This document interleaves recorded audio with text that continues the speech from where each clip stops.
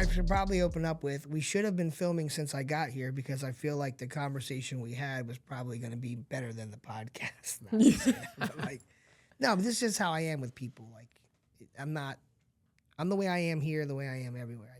That's good. I like talking about recovery. It's not something I drive around thinking about all day, but like to get the chance to do it is like I like it. Like right. if I could just run around speaking to people about recovery and inspiring people, I would do that. That's sick. But I can't. Yeah. Well, welcome to the F The Stigma Podcast, Chris. How are you doing? I'm doing fine, and thank you for having me. Of here course, today. and thank you for coming all this way. I really appreciate it. Like, you did a 3-hour drive? 3-hour drive. Some slight. I have nothing else to do with my life. No, just kidding. I saw the opportunity when you asked, and I thought, I can move some things around and make it a possibility, and why not? I just love the idea of the show and the name, and which we won't say. Not on the first minute. On the first minute. No, but seriously, I greatly appreciate that. I'm excited to get into this conversation. And yeah, just to emphasize, like F The Stigma, it's a 501c3 nonprofit, and simply put, our goal is to break the stigma surrounding mental health and addiction. And I bring people on this podcast to share their stories with mental health, addiction, or any other stigmatized topics in hopes of course, raising awareness. Everybody has a different experience with mental health and addiction. It looks different for everybody. And hopefully somebody out there can see themselves in your story or any other story that I bring on. Great. So yeah, I'm excited to get into yours. Tell me a little bit about yourself. Where'd you grow up? I was born in Easton, Pennsylvania, and lived in Trenton, New Jersey for a couple years until we moved back to where my family's originally from, which is Easton. Excuse me. And spent my childhood back and forth between Phillipsburg, New Jersey, went to school there for the first 8 years, and then switched to Easton and graduated. They're on the river. Right. You know, just for those of you that are watching that have no idea where that is. So, yeah, that's where I'm born and raised, and just love that area. The Lehigh Valley's great. Plethora of nonprofits. Recovery is great there. It's just a really tight-knit community. Right. When did substances come in the picture for you? Substance came in the picture for me at a very early age. Mom and dad, I'm 51 years old, so when I was a child, it wasn't like in our neighborhood in New Jersey, people had money for heroin or cocaine. That was like elusive. It was predominantly marijuana and alcohol. Parents dabbled in marijuana and sales. It was a regular thing in my house. It was never something that was interested to me. Right. It just didn't excite me, but growing up around watching my parents' friends come over and go in the room and play and watching them roll up the Easy Riders. Now I'm taking it back, like the Easy Wider, not Easy Rider, Easy Rider. See, this is what happens when you get old, right? You say shit that doesn't make sense. Oops. You say shit, right? So, What is that? What? Easy. It's the papers. Oh, the papers? Yeah, and that little like plastic thing and you pull for joints. Right, we call them something else. See, you got it went from joints to blunts to spliffs. Right to Everybody calls them something different. I grew up with blunts. Right, and that's when I started dabbling. It was blunts, but parents smoked joints. Right, and bowls. Mm-hmm. Right, and you had to pick. I hope this all doesn't go on the air. You had to pick stems and seeds out of your weed. Wow. So if I ever got like hella stems, stems I was like kind of okay with, but seeds I was like, no, they're screwing us. No, yeah, you buy a dime bag of weed for $10, and when you get done breaking it all apart, you have like a half a joint. You're like, what the shit? Yeah. Right. So it's of course like with anything, things have changed. Matter of fact, my son told me one day, he's like, you smell that? I said, what? He goes, you smell the za? I said, the what? Like, call it the za now. I'm like, bro, can't we just call it weed? It's been weed for decades. So, but to go back, see, I go off topic, man. I get like, but to go back, like, drugs were prevalent in my house. Right. But mainly just weed. Mainly weed and alcohol. Yeah. Grandfather was a World War II veteran who cried himself to sleep every night after he finished a case of beer. He was my most prominent male figure in my life. So I grew up listening to Trauma Unidentified from World War II, which was treated with alcohol. And as a young child, I didn't understand that. Like, the best thing I could do was listen and console him.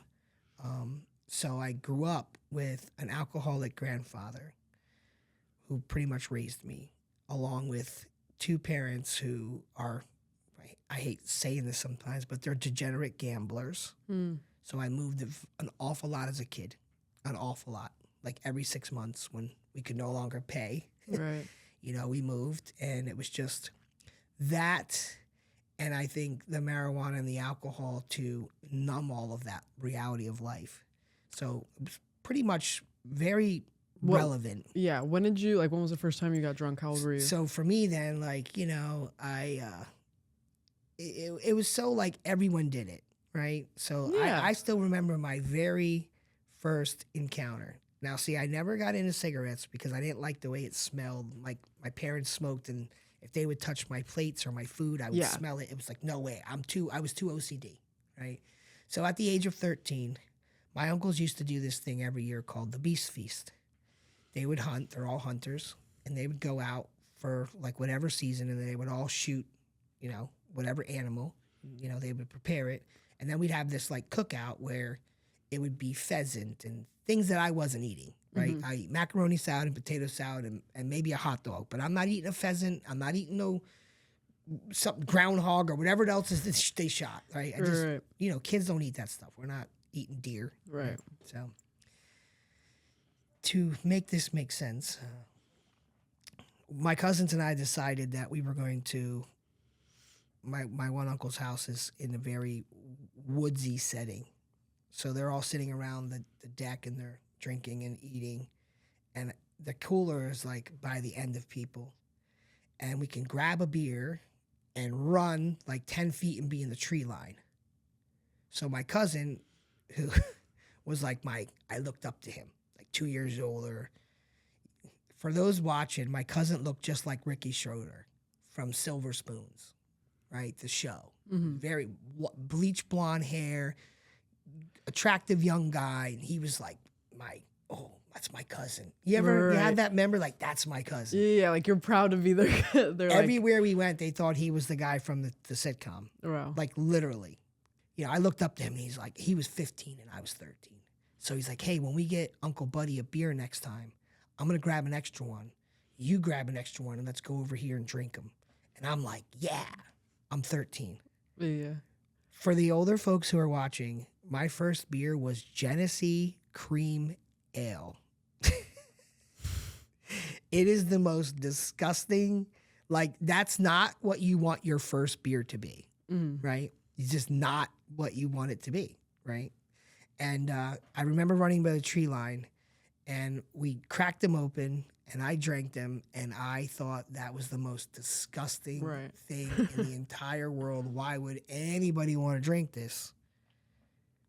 But in about 3 minutes, the feeling I got, which was sick, and what I couldn't figure out to this day is why any human being would do a substance, get sick, and then automatically want to do it again. So I started at 13, tried one, didn't do it again, and then it became pretty prevalent at 15, right? So my grandparents got up in age, and we could kind of get over on them, right? They didn't really know what a 15-year-old kid is, maneuvering. So we got this idea that I lived across the street from the football stadium that I went to high school at. The football stadium is not where the school is. So every Friday night with games, my grandmother would know that we were going to buy 40-ounce bottles of beer. So her best thinking was, okay, if you're going to drink in the house. Do not drink outside. Don't take the stuff outside and drink it. You'll get in trouble.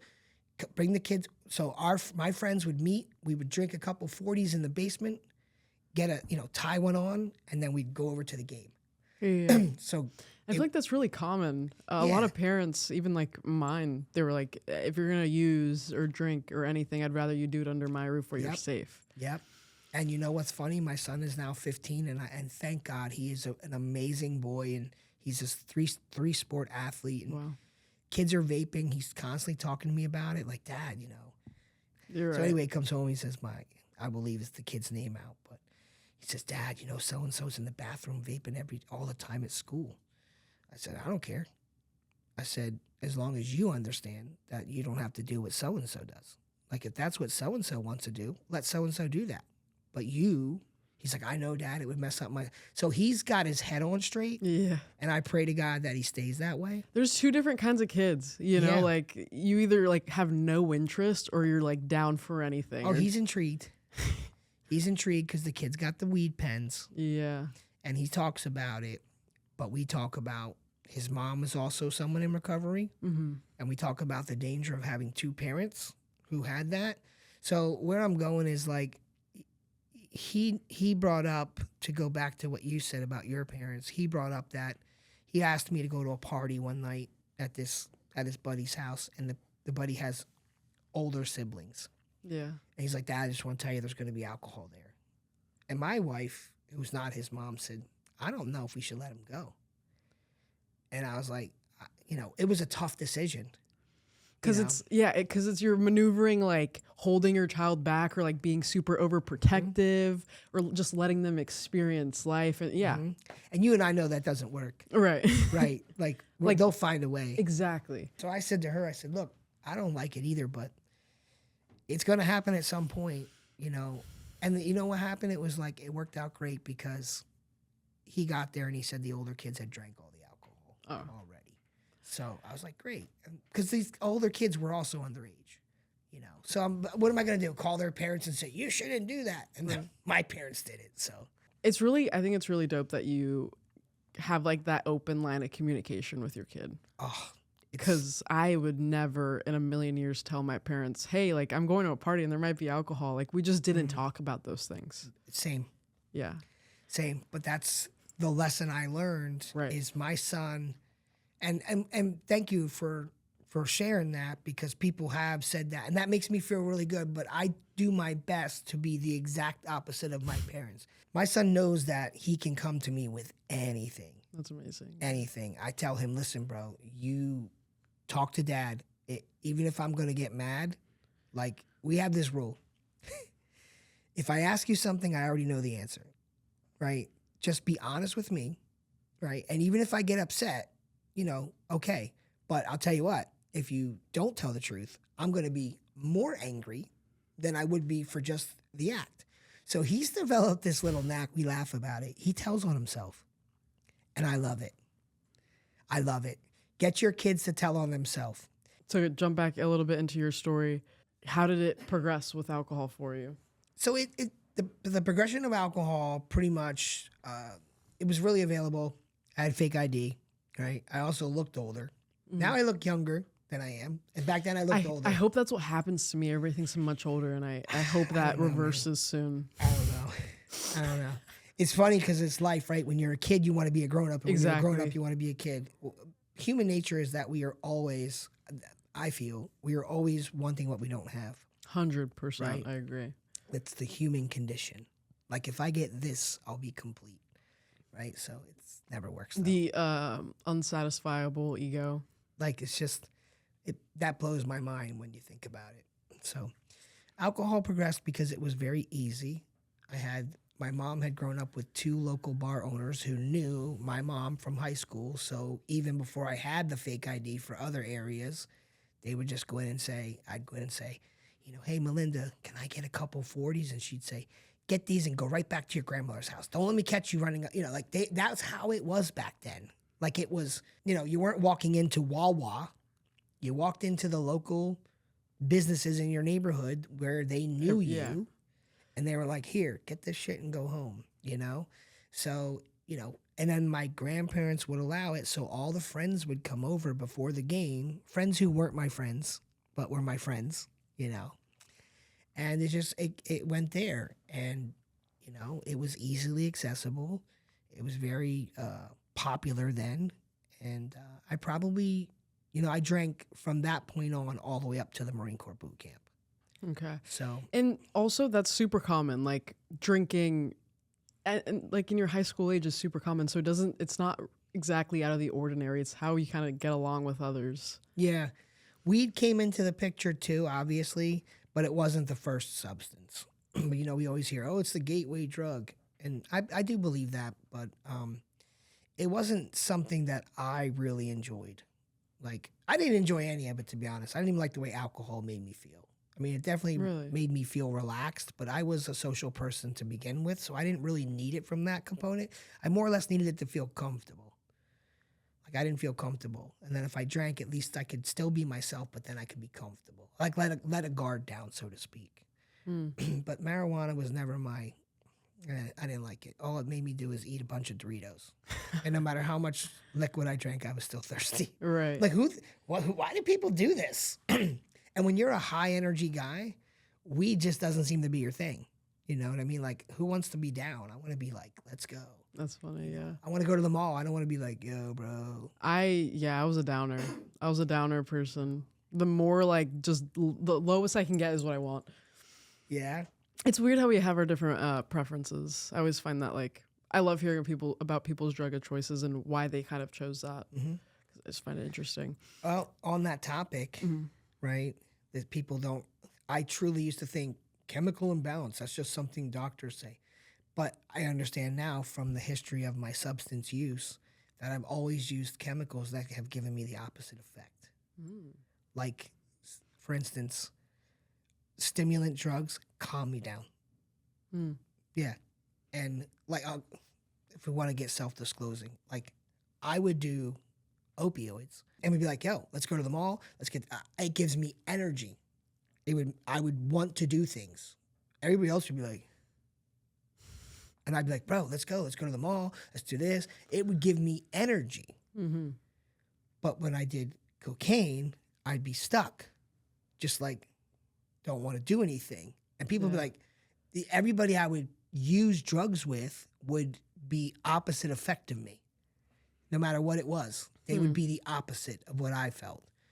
And it was just like, it started to make sense as I got into recovery and therapy to understand that drugs do the opposite effect to me, whatever they are. Do you believe people who struggle with mental health or addiction do have a chemical imbalance? I believe that can be true for people. I can believe it also can be tied into people who struggle with mental health with chemical imbalance. It could be also people who struggle with mental health from life experiences that maybe at one point they didn't have a chemical imbalance, but what they're trying to process in their brain from what has happened to them. You know, I don't know if you've ever heard this before, but I share this a few times and people love it. I believe that with addiction, genetics loads the gun and environment and lifestyle pull the trigger. So I feel like, you know, have you ever heard people share that they believe their addiction, we'll use the word addiction for the sake, right? We don't want to get into semantics of alcoholism, addictions. Right. I'm just going to use the word addiction because that's what's most commonly used, right? A lot of people that I talk with believe their addiction was prevalent long before they picked up a substance, right? You heard that. Yeah. Yeah. So I feel like it's loaded. It's what happens to us in life that determines, like, how many people do you know from doing this podcast that have substance abuse history, but parents or siblings never use drugs? Yeah, a lot. Right. So it's like there's no way to say, okay, it's this, okay, it's that. Right. It's a multitude of things. I completely agree. You said you started drinking alcohol up until the Marine Corps. When did you decide to be a Marine?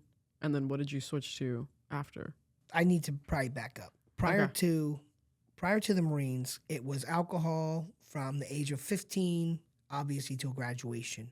Weed came in at like 16, and then I had been on the delayed entry program. So for those that are watching this that don't know what that means I had signed up from the Marines before I graduated, but I wanted to enjoy my summer.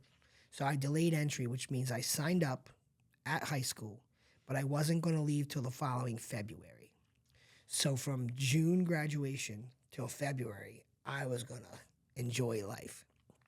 So at the time, you know, we were young kids thinking we were doing something. We could sell a little bud, back then was called.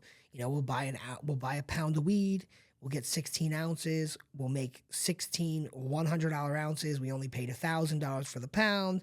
We're going to get our ounces for free, make a couple $100, and everyone's happy, right? And, we did that for a while. And, with anything in life, you want more. Like, I believe the substance isn't the substance, it's the more, right? It's more of this, more of that, more of whatever it is that is making me feel good. Doesn't have to be drugs, right? Could be gambling, could be eating, right? Who doesn't love a good Twinkie? Anyway, so what happened was we had this little apartment, my cousin and I, and the next door neighbor was making a lot of money, and we were intrigued. And he was selling cocaine. So, one day we knocked on the door and said, hey. And he opened the door, and his entire coffee table they were bagging up, right? And it was like more cocaine than I had ever seen in my life. And I was like, hey, this is going to sound weird, but, how do we do what you guys do, right? This was like the craziest thing, because if you think about this today, you probably would have got you killed, right?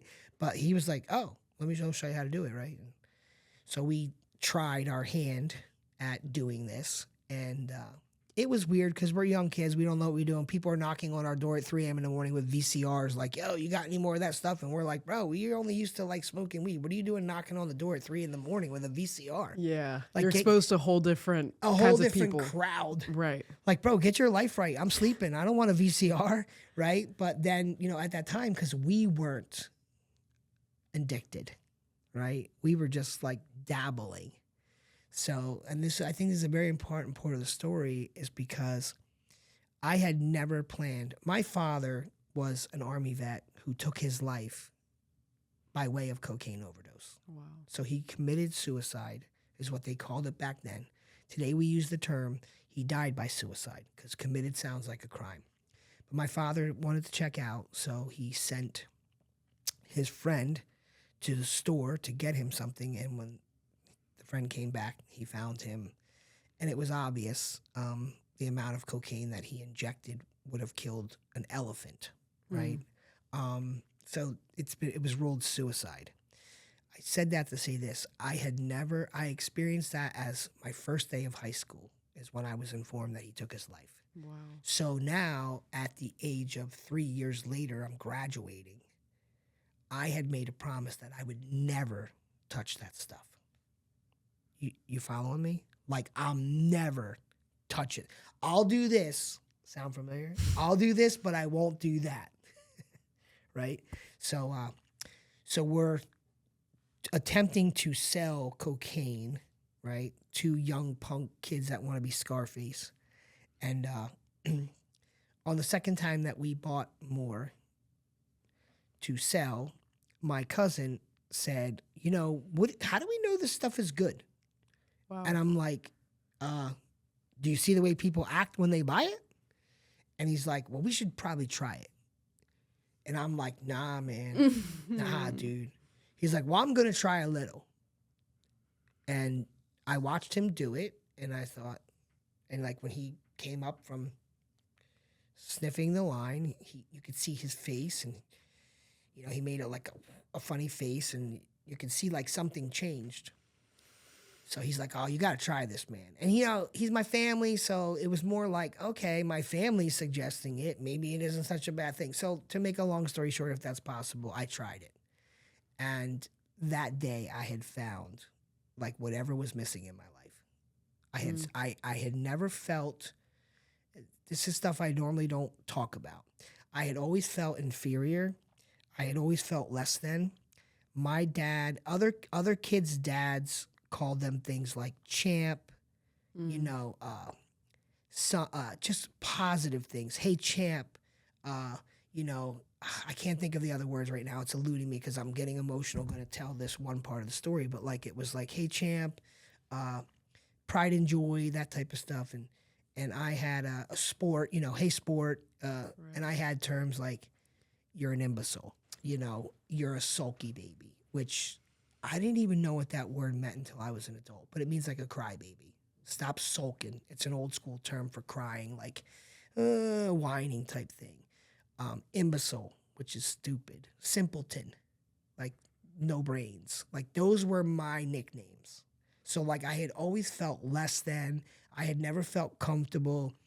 I was very with two parents who were degenerate gamblers and drug addicts, for lack of a better term. I was forced to be adult at a very young age, right? Like I have to take care of myself. No one's going to take care of me. So back to the first time trying cocaine, all that went away. I felt like so powerful. Now I know now that it was the drug, right? But like I never forget this story. And when my cousin and I, who's also, no, he doesn't use any substances anymore either. We talk about this story. I had actually stood up from doing it and like went over to the TV. And you're so young, so I mean this so nicely, right? But those were when TVs were huge, Like squares, thick, yeah. and the glass Was was like this thick. And I say that to say that I had like started going like this. And he's like, what are you doing? I'm like, bro, I could punch this TV screen right through it. The glass was like that thick. You couldn't break them if you slammed them on the ground. And in that moment of this drug releasing all my dopamine and the euphoria, my brain said I could punch through this glass. right. And he like got up and got a hold of me and was like, bro, sit down. Like, do not try to do that. You will be breaking your whole entire arm. And then I immediately grabbed the straw to do more. Like, it wasn't like alcohol where I didn't like it. It was like, oh my God, I want to feel this way all the time. I always use the term, I felt like Superman. Mm-hmm. So that's the progression of prior to the Marines. So again, something I don't share normally. Marine Corps boot camp was my first detox. Wow. It was a really, really rough spot. Yeah. Yeah. So that, you had asked about when did it stop? Well, in the Marines, obviously we can't smoke weed or do cocaine. So my drinking magnified because in the military, drinking is not frowned upon. It's encouraged. Mm. Matter of fact, if you don't drink, something's wrong with you. Wow. Yeah. And it's not like if you think peer pressure in the world is bad, be around a bunch of Marines in the barracks who are drinking, blasting music, playing cards, and be the only guy sitting on your bunk or your rack, as we say, reading a book.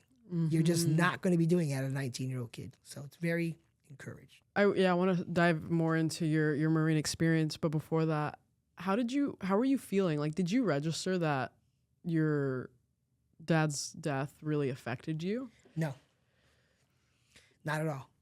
Matter of fact, I didn't even cry. So my dad wasn't my real, I should probably clarify. The nicknames that were negative were from my stepfather. Okay. And my real father periodically. My real father wasn't present in my life. He would stop by.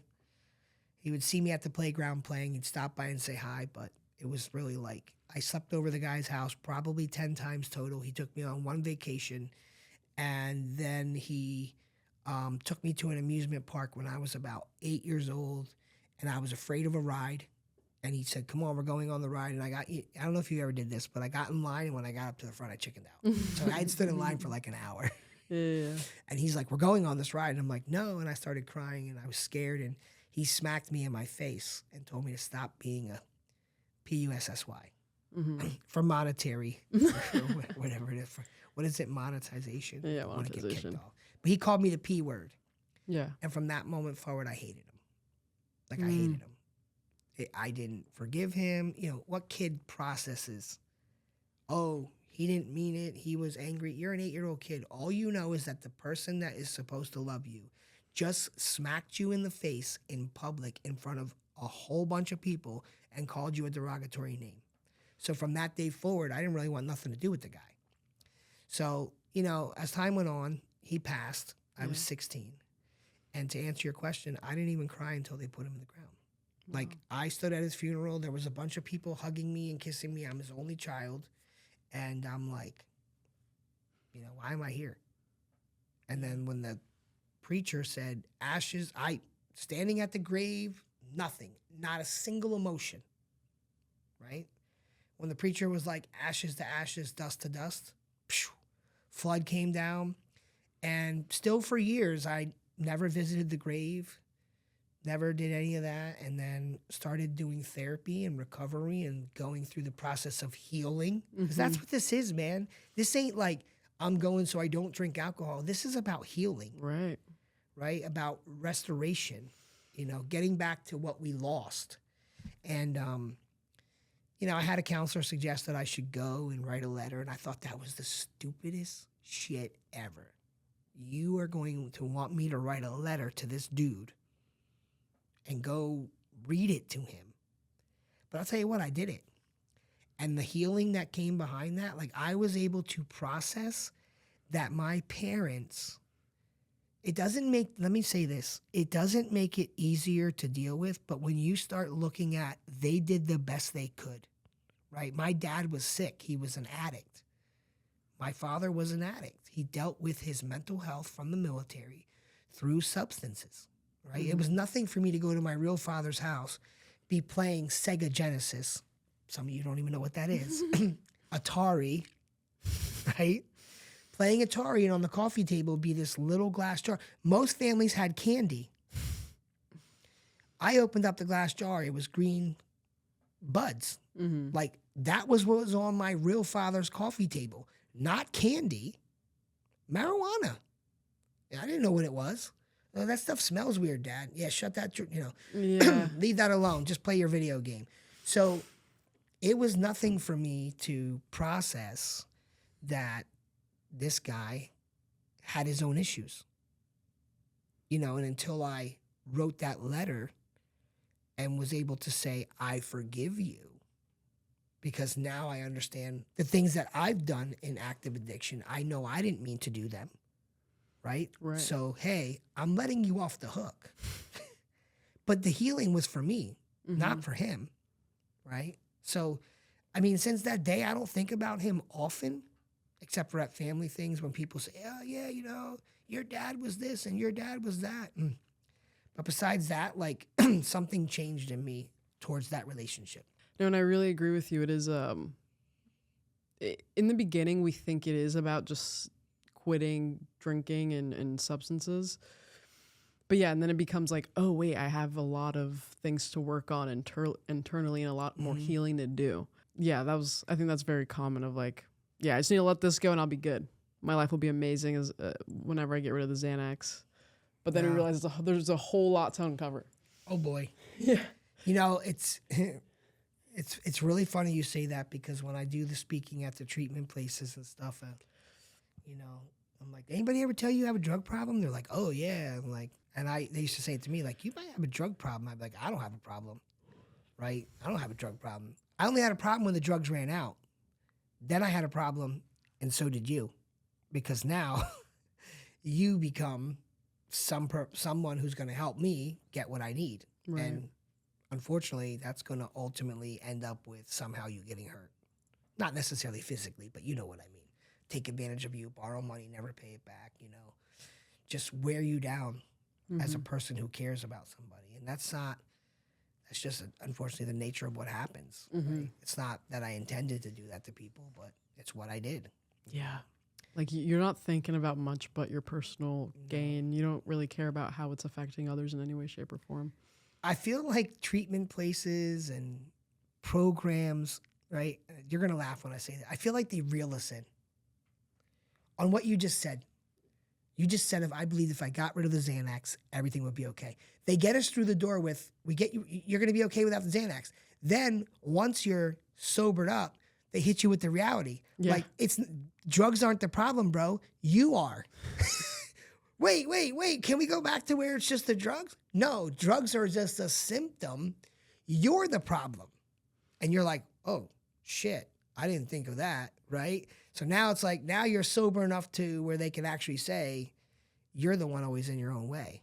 Right. Right? Not the drugs. Like, because when you start to see that you still lie, cheat, and steal sober, you still exhibit the same behaviors. Yes. Without the drug.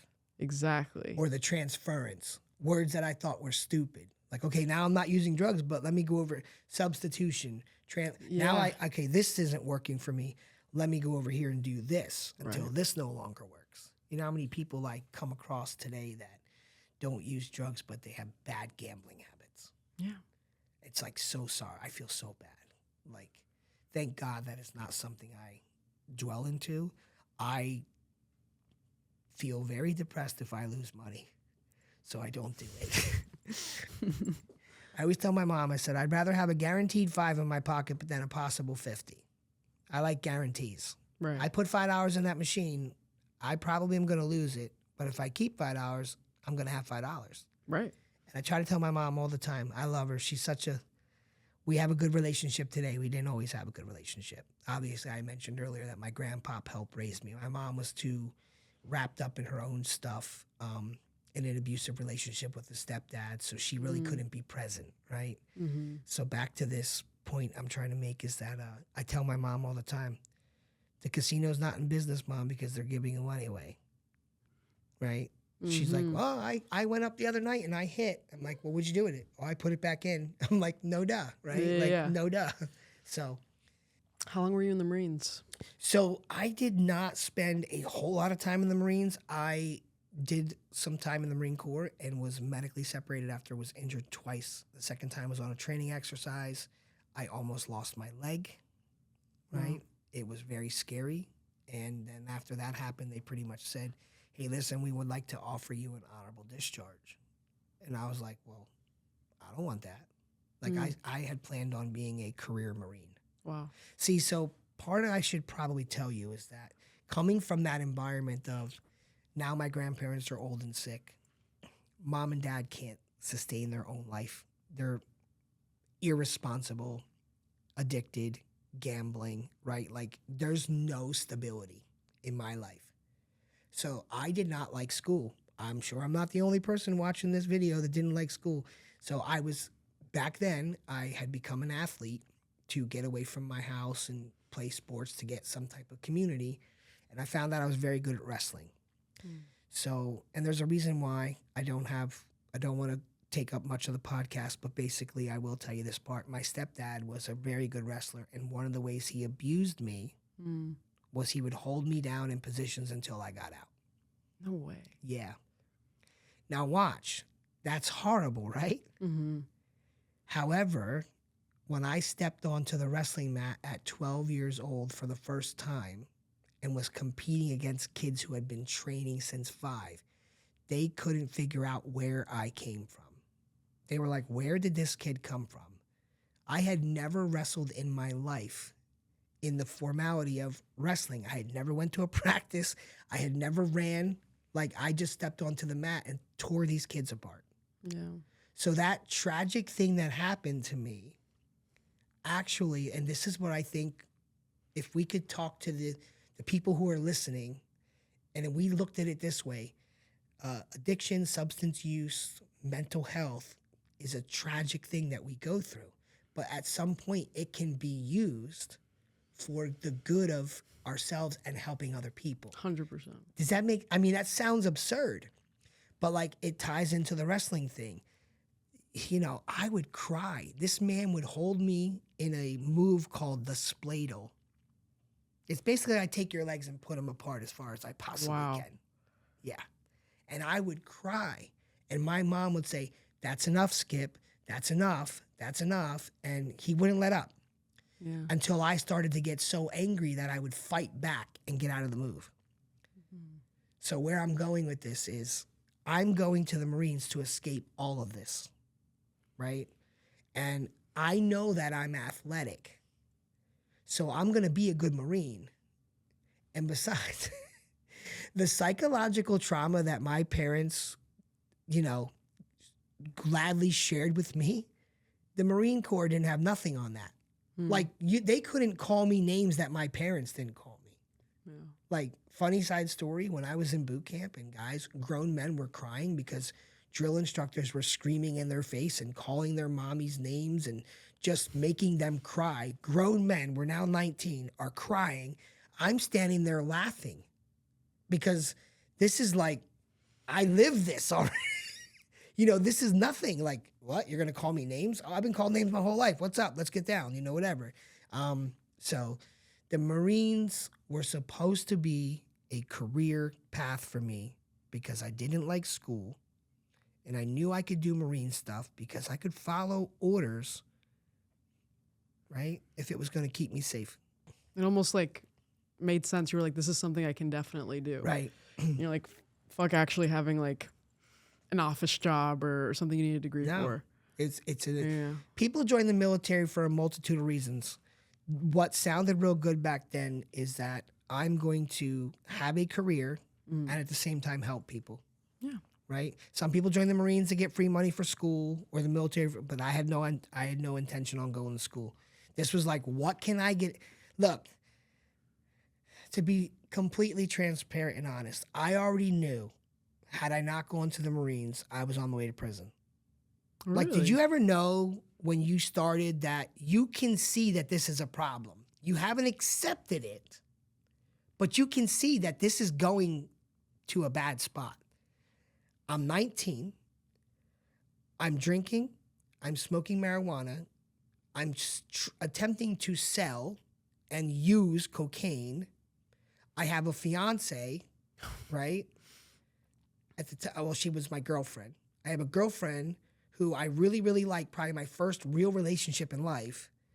And if I don't go to the Marines, she's going to end up with a drug addict who's probably going to end up in prison for trying to sell cocaine. Do you see what I'm saying? So, like, I knew this was my escape. The Marines were supposed to be my escape. So now, imagine after just a little while in the Marines. How long was it? So it was like I got through boot camp. I went through Marine Corps combat training. Then I went through my MOS school. And then I was about to be assigned to my unit. And on another training exercise, I got hurt. What they said was, we are offering you an honorable medical discharge. We are going to service connect give you a disability for the injury you sustained because it wasn't your fault. But I'm a 19-year-old kid, and I don't understand what any of that language means. So I'm talking to the naval doctor whose rank was, he was a commander. And I said, sir, I don't understand. And he literally looked across. There's things I just never forget.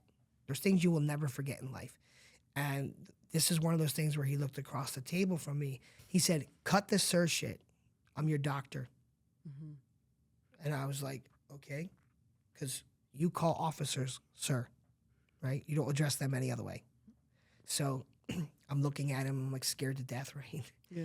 And he says, listen, I'm going to explain this to you the best way I can. He said, the Marines don't give a shit about you, okay? He said, you're just another body, and the reality of it is they don't care if you end up crippled. This is the second time your leg has filled up with fluid, and the second time it was purple from your hip to your toes.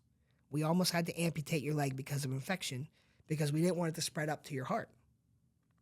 He's like, we cannot afford to run this risk of you continuing to happen. He's like, so what I'm trying to explain to you is you're a young guy. He said, I really believe if you go home and you do physical therapy, right, get this knee thing situated, you know, you can re-entry. We'll give you a code. You can come back. But he said, we'll medically separate you now. And then I was like, well, sir, what if I don't want to go home? And he said, this is the part I'll never, he said, what do you have to prove? You've done all the hard shit. Now, I couldn't say to him, I have nothing to go home to. So he said, what do you have left to prove? Right. You have done all the hard stuff. You're just in your regular 9-to-5 job now. You know, you go to work on the base, you come home, you drink. Why can't you do that at home? And again, I couldn't say, like, you're shattering my dreams, right? How do you say that? You don't know how to communicate that at 19. That's what was happening. That's not what I felt right now. My feeling was they're kicking me out. Here we go again. I've done something wrong. I'm being kicked out. So I said, okay, what happens if I don't want to take the discharge you're recommending? He said, oh, easy. He said, you'll sign this page 11, which is a waiver that states that if you end up crippled, you stay in the military and something permanently goes wrong with you, when you are discharged at some point in life, The United States Navy will not be responsible for any of your medical bills to compensate you or anything. So here's your choice. Like, you can stay, but I think that that would be the most foolish thing you could do. So I said, can I have some time to think about this? Don't ask me where that came from. That was usually wasn't my language. But I said, well, can I have some time to think about this? He said, yeah, I'll see you in 2 weeks. Come back in 2 weeks. I called my family. I called my friends. I called my one uncle who was a pastor, who was like he was like one of the only positive influences in my family. Right. Now, mind you, my grandparents were my saviors. Remember that? I told you, like, they took me in at 14 when I finally moved away from my mom and my stepdad because they were very abusive. And then I started to be able to get my way at grandma's house. And I was always grandma's favorite. And grandpa loved me and bought me stuff for Christmas when no one else did. And just hang with me for a second. This will make sense. Now grandpa and grandma are getting ill. And I'm talking to friends and I'm talking to family. And I need to tell you that at this point, when I had went home after boot camp on Liberty, I had got the girl I was dating pregnant. And she now was my fiance. So while I went back to the military, she miscarried. And I remember getting the call at 2 o'clock in the morning. They pulled me out of my rack and they took me into the chaplain's office. At not Iraq, my rack, okay? So they took me into the chaplain's office and they told me, listen, we have to tell you something. Your girlfriend's on the phone. Her mom and her are in the hospital. She's having complications. And like, you're a kid that's in another state and, you know, your girlfriend is going to miscarry, right? And all she is reminding you is that you're not there, right? Like, you should be here. Like, I don't want to be going through, you know, you're torn mentally because you can't be there. It isn't like they were going to let me jump on a flight and go up there in one night. You know, It doesn't work like that. So that happened. Grandma and grandpa are really starting, health is declining. Doctor telling me I'm going to be crippled, right? It was a lot of things being thrown at me. Called the uncle who was the spiritual guy and, you know, told him everything that happened. And he said, you're young. Why don't you just come home and get a good job and help take care of Nan and Pap? Because I had said to him, I feel an obligation because they took care of me. And he's like, that's the right thing to do, right? It's like, you know, no one else is here to take care of them, right? So you giving back to them is what would be your spiritual help for yourself because it's the repaying of what they did for you. So, and the part that I forgot to mention is that my grandfather had just gotten diagnosed with Lou Gehrig's disease, which is known to you guys as ALS, like the ice bucket challenge. So back then it's Lou Gehrig's disease, who was the baseball player. And what happens is basically at some point your legs stop working. Like, his legs wouldn't work. He couldn't move. He became paralyzed. So I would watch. I was now 20 years old, taking care of 2 senior citizens who couldn't take care of themselves any longer. And I usually am not able to tell this story, but my grandfather would cry because when he became paralyzed, he would, you know, urinate on himself. And I would have to carry him up to the shower because he would come down in the morning. I would carry him down the stairs and put him on the couch, and he would watch TV. And I would have to carry him up at night, and he would cry that I would have to do this for him. He was so prideful. This was a World War II gunner's mate who was responsible for shooting down kamikaze planes when they were trying to crash into our ships. So he had a lot of pride. And to watch him cry because he couldn't do the things he normally did. It makes sense. It was devastating. Right. But I'm really glad I did it. You know, it helped me to be able to be there for them when they were there for me. And the last part is my grandfather passed in 1996. And my grandmother died 6 months later. Wow. She had been with him almost 50 years, right? she was lost without him. I used to hear things like you hear these stories that when like one person dies, the other one dies after, and you're like, ah. But I witnessed it. She didn't know what to do. She did not know what to do. And even though neither of them were taking care of themselves, she was just so lost without him that she gave up. So 6 months later, she passed as well. Wow. So that's the Marine Corps stuff. It's not a stellar, not a combat decorated war hero. But I need to tell you that did play a huge part on my mental health. Mm-hmm. It played a huge part because there are things like survivor's guilt. You know what that means? Yes. Okay. There are things that we have now come to understand, but there was also what I didn't understand back then is the struggle with not being able to achieve my dream, right? Not fulfilling what I had set out to do. Besides that, for the sake of this podcast, there are things that did happen to me in the military which I normally don't speak about, which I had a lot of work to do dealing with those things as well. There were some traumas in the Marine Corps. There was some physical trauma. Thank God there was no sexual trauma, but there was some physical trauma. There was some altercations with drill instructors and fellow Marines, and there was just a lot of stuff that I didn't understand back then that I have to deal with now. And what led you to recovery? How did your addiction progress to where you had to get sober? Whew. How much time do we have? Because it was decades. So wait, how old were you when you got sober? I've been sober multiple times throughout the decades. Wow. Yeah. My final time of getting sober was 45. Okay.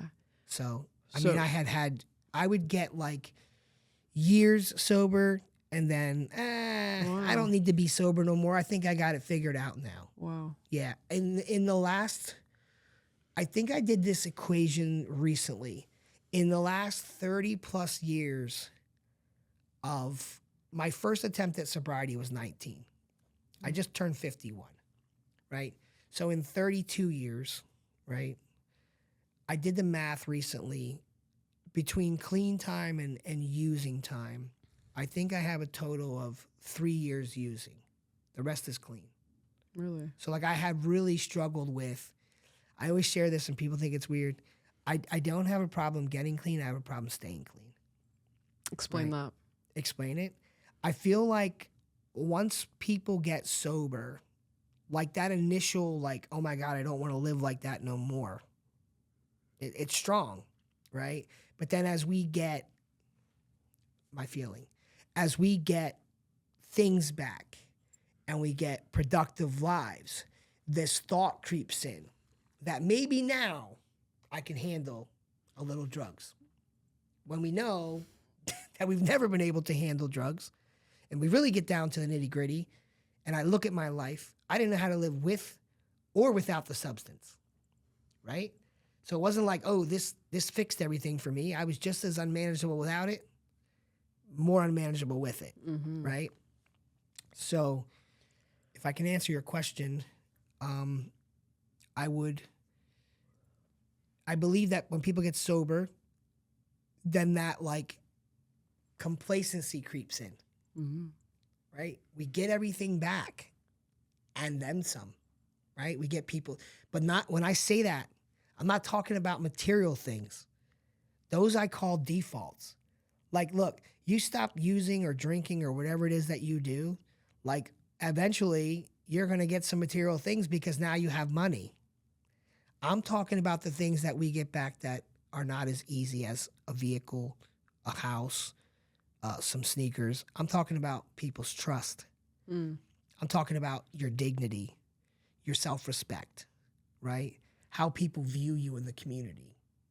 Those are the things that you get back that once you kind of get them, right? You're like, oh, you forget, and the people that have watched you destroy your life kind of forget. We all get like comfortable. Right. Like, oh, that sucked, but okay, that's over now. Right. Right? Like they're seeing new actions that we start forgetting, Yeah. a little bit about the past. So that's what had happened to me multiple times. Yeah. You know, I would get everything I wanted, and then I would become complacent. And honestly, I would become, I mean, some of the counselors I've had said they didn't like to hear, I became bored. Like I wasn't used to operate. Listen, this is going to sound crazy, but it's just my truth. I was not used to operating when things were okay. I had never had situations in my life where something chaotic wasn't going on. My home life was chaotic. School was chaotic. I couldn't behave in school. I would leave home, and from all the stuff in school, I would get to school and I would act out and I would throw a fit because I would want to go back home to my grandmother's because she was my safety. I would go to school with my parents, get to school, tell them I'm sick, and have my grandfather come from another state to get me. I learned how to manipulate that because I didn't want to be at school. I wanted to be with my grandparents because they made everything okay. So things were chaotic at home. Things were chaotic at school. Like I didn't know how to operate without something going on. So what do you do when you get sober and now There's like a sense of peace. What do you do when you get sober and now you have serenity? You want to create the chaos. Big time. Yeah. Listen, ain't shit going on. Let me start some shit. Right? Like, ooh. Like, ooh. Or you know what? There's certain things I just don't like to say, but they're true. The good times can be a trap, man. Right? The good times can be a trap because if you made it through active addiction or childhood traumas or mental health, right? You get to the other side and now things are good. We forget those times, right? We forget the pain of waking up sick, or we forget the times where we became homeless and we're, you know, whatever it is that you experienced. Those things are, I always tell people, I feel like people with substance abuse are fast learners and even quicker forgetters. I can see Does that. that make sense? Yeah, Like yeah. we learn fast, man. We pick up things real We fast. adapt. What? We're not slow people. Listen, addicts are some of the most intelligent people I have ever encountered. Right. Listen, you don't survive the streets. Like we were joking around before we got on here. We're not joking about Kensington, but you don't survive an area of using drugs in a place like Kensington because you're lucky. Right? Like, oh, I'm lucky I made it. No, you've learned how to maneuver, protect yourself at all costs, get what you need to get, and survive. Like, that's not what regular people do, right? Most people would not even know where to begin. But people like us, right, we are able to do that. All right. So, yeah, you said you had different periods of sobriety throughout the decades, but it didn't stick because of, there was just certain things you weren't, I guess, tackling in the sense of like, oh yeah, I'm not aware that I'm causing chaos because I have a sense of discomfort with just being sober and with myself. So what led to the long-term recovery? And yeah, what is like the lowest, like almost like your rock bottom is what I'm asking. All the times I had gotten sober, clean, whatever term we want to put on it, was like, yeah, there was some effort there, but it was more like, okay, I stopped using drugs. Now let me get to life. There was no real work being done. There was periods of work being done, but recovery in my brain is an uphill journey, right? So, you know, my son snowboards. I tried snowboarding with him. It's not my thing. It's his thing, right? It's hard. I spent a lot of time in the lounge, right? No, it's a hard thing to do. I've tried it. Yeah, or the lodge, not the lounge, the lodge. See, I'm telling you, my brain, I want to say, I know what the word I want to say, and I say the wrong word, but the lodge. But I thought about this when I was going up. Recovery is an uphill journey. If you're going uphill on skis and you stop going uphill, what happens? You go backwards. Recovery is a fluid thing. So when those times I would do the work, I'd be okay. When I'd stop doing the work, little by little, that old thinking would creep in. Like just maybe maybe now that I've been clean for 2 years, maybe now I can just have a drink, but I won't pick up the cocaine. And listen, I'm ashamed to say it, but it's reality. That thinking has got me multiple times. Even though I could rationalize that that was not going to be the case, somehow I would still convince myself, right? It blows my mind that we convince ourselves of the most outrageous nonsense. Yeah. We literally will convince ourselves that something that can't be done can be done. And I believe all the times I left treatment 17 times, and I would say, I'm staying clean this time, no matter what. If you gave me a lie detector test, I would have passed it. That's how deeply I believed it in that moment. However, it's an uphill journey. If I don't do the things that I started doing that have got me here, it's a matter of time before I go backwards, right? Does that mean I got to drive myself crazy and kill myself every day to work and work and work? No, it just means that I have to stay vigilant. Yeah. Right? So to answer your question, the rock bottom was after 3 years clean and starting a major charity to help veterans find recovery and well-being. I didn't understand that I burned out until I got this little drug and alcohol counselor who called me out in front of the whole entire community, which we can talk about that story in a minute. But so at 3 years clean, I end up starting to feel like I want to drink because I'm running around helping every person that calls us.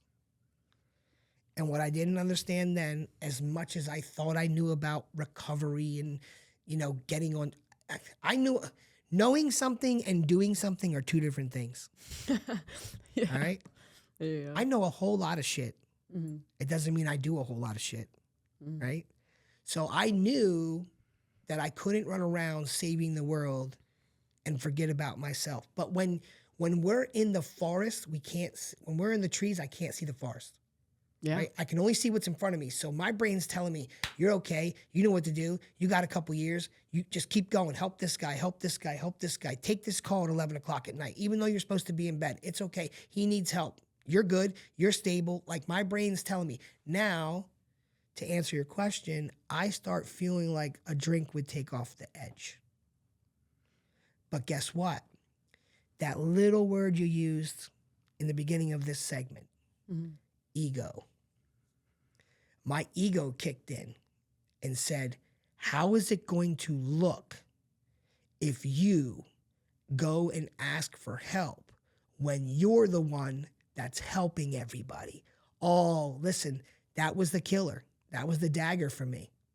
How can I, who now has his life together, the homeless vet who was living on the streets, who nobody wanted to be around, now a homeowner, has his son in his life, is doing dad stuff that he could have never imagined, founded a charity who's helping hundreds of vets a year with some serious stuff, getting them into treatment, helping them find housing, supplying them with food, getting them into mental health programs, contracting MOU with treatment centers to refer, like doing, in my opinion, some pretty big things from a guy who couldn't stay out of prison, right? So you go from a guy who can't stay out of prison, homeless, addicted, in tons of treatment centers, in psychiatric units. Yeah, let's talk about that for a second. Let's talk about having the police come and take you away because you're a danger to yourself and society. Not to prison, but to a mental health facility for a break, right? Now you're helping people, and the ego says, don't ask for help. How? Ready? Here's the most dangerous expression I think any one of us can say. How will I look? How will I look, and what will they think? For years, I said, they'll laugh at me. They'll judge me. They'll talk about me. To this day, I don't know who they are. I, Yeah. but no, that's this. I believe, and I'm not a mental health professional, I believe that's the way my brain protects myself from all the shit I've experienced. So the rock bottom came with 3 years clean, picked up in 6 days. My wife had left. My dog got killed, right? He jumped my fence and I was drinking and I didn't want to go chase him like I chased him every other time. And he got hit by a car. And I'm still in therapy today about it, right? Because I feel like it's my fault, right? So people were really concerned about me. And they called a wellness check. And thank God the police that actually came to my house were cops that I knew, or we would not be having this conversation, because it was a few hours later until they got me to open the door once the entire SWAT team was around the house and there was a standoff. And because I knew them, they said, we will take you to the hospital. We just need you to open the door. You will not go to jail. We will not break the door down. We just need you. We need to make sure you're okay.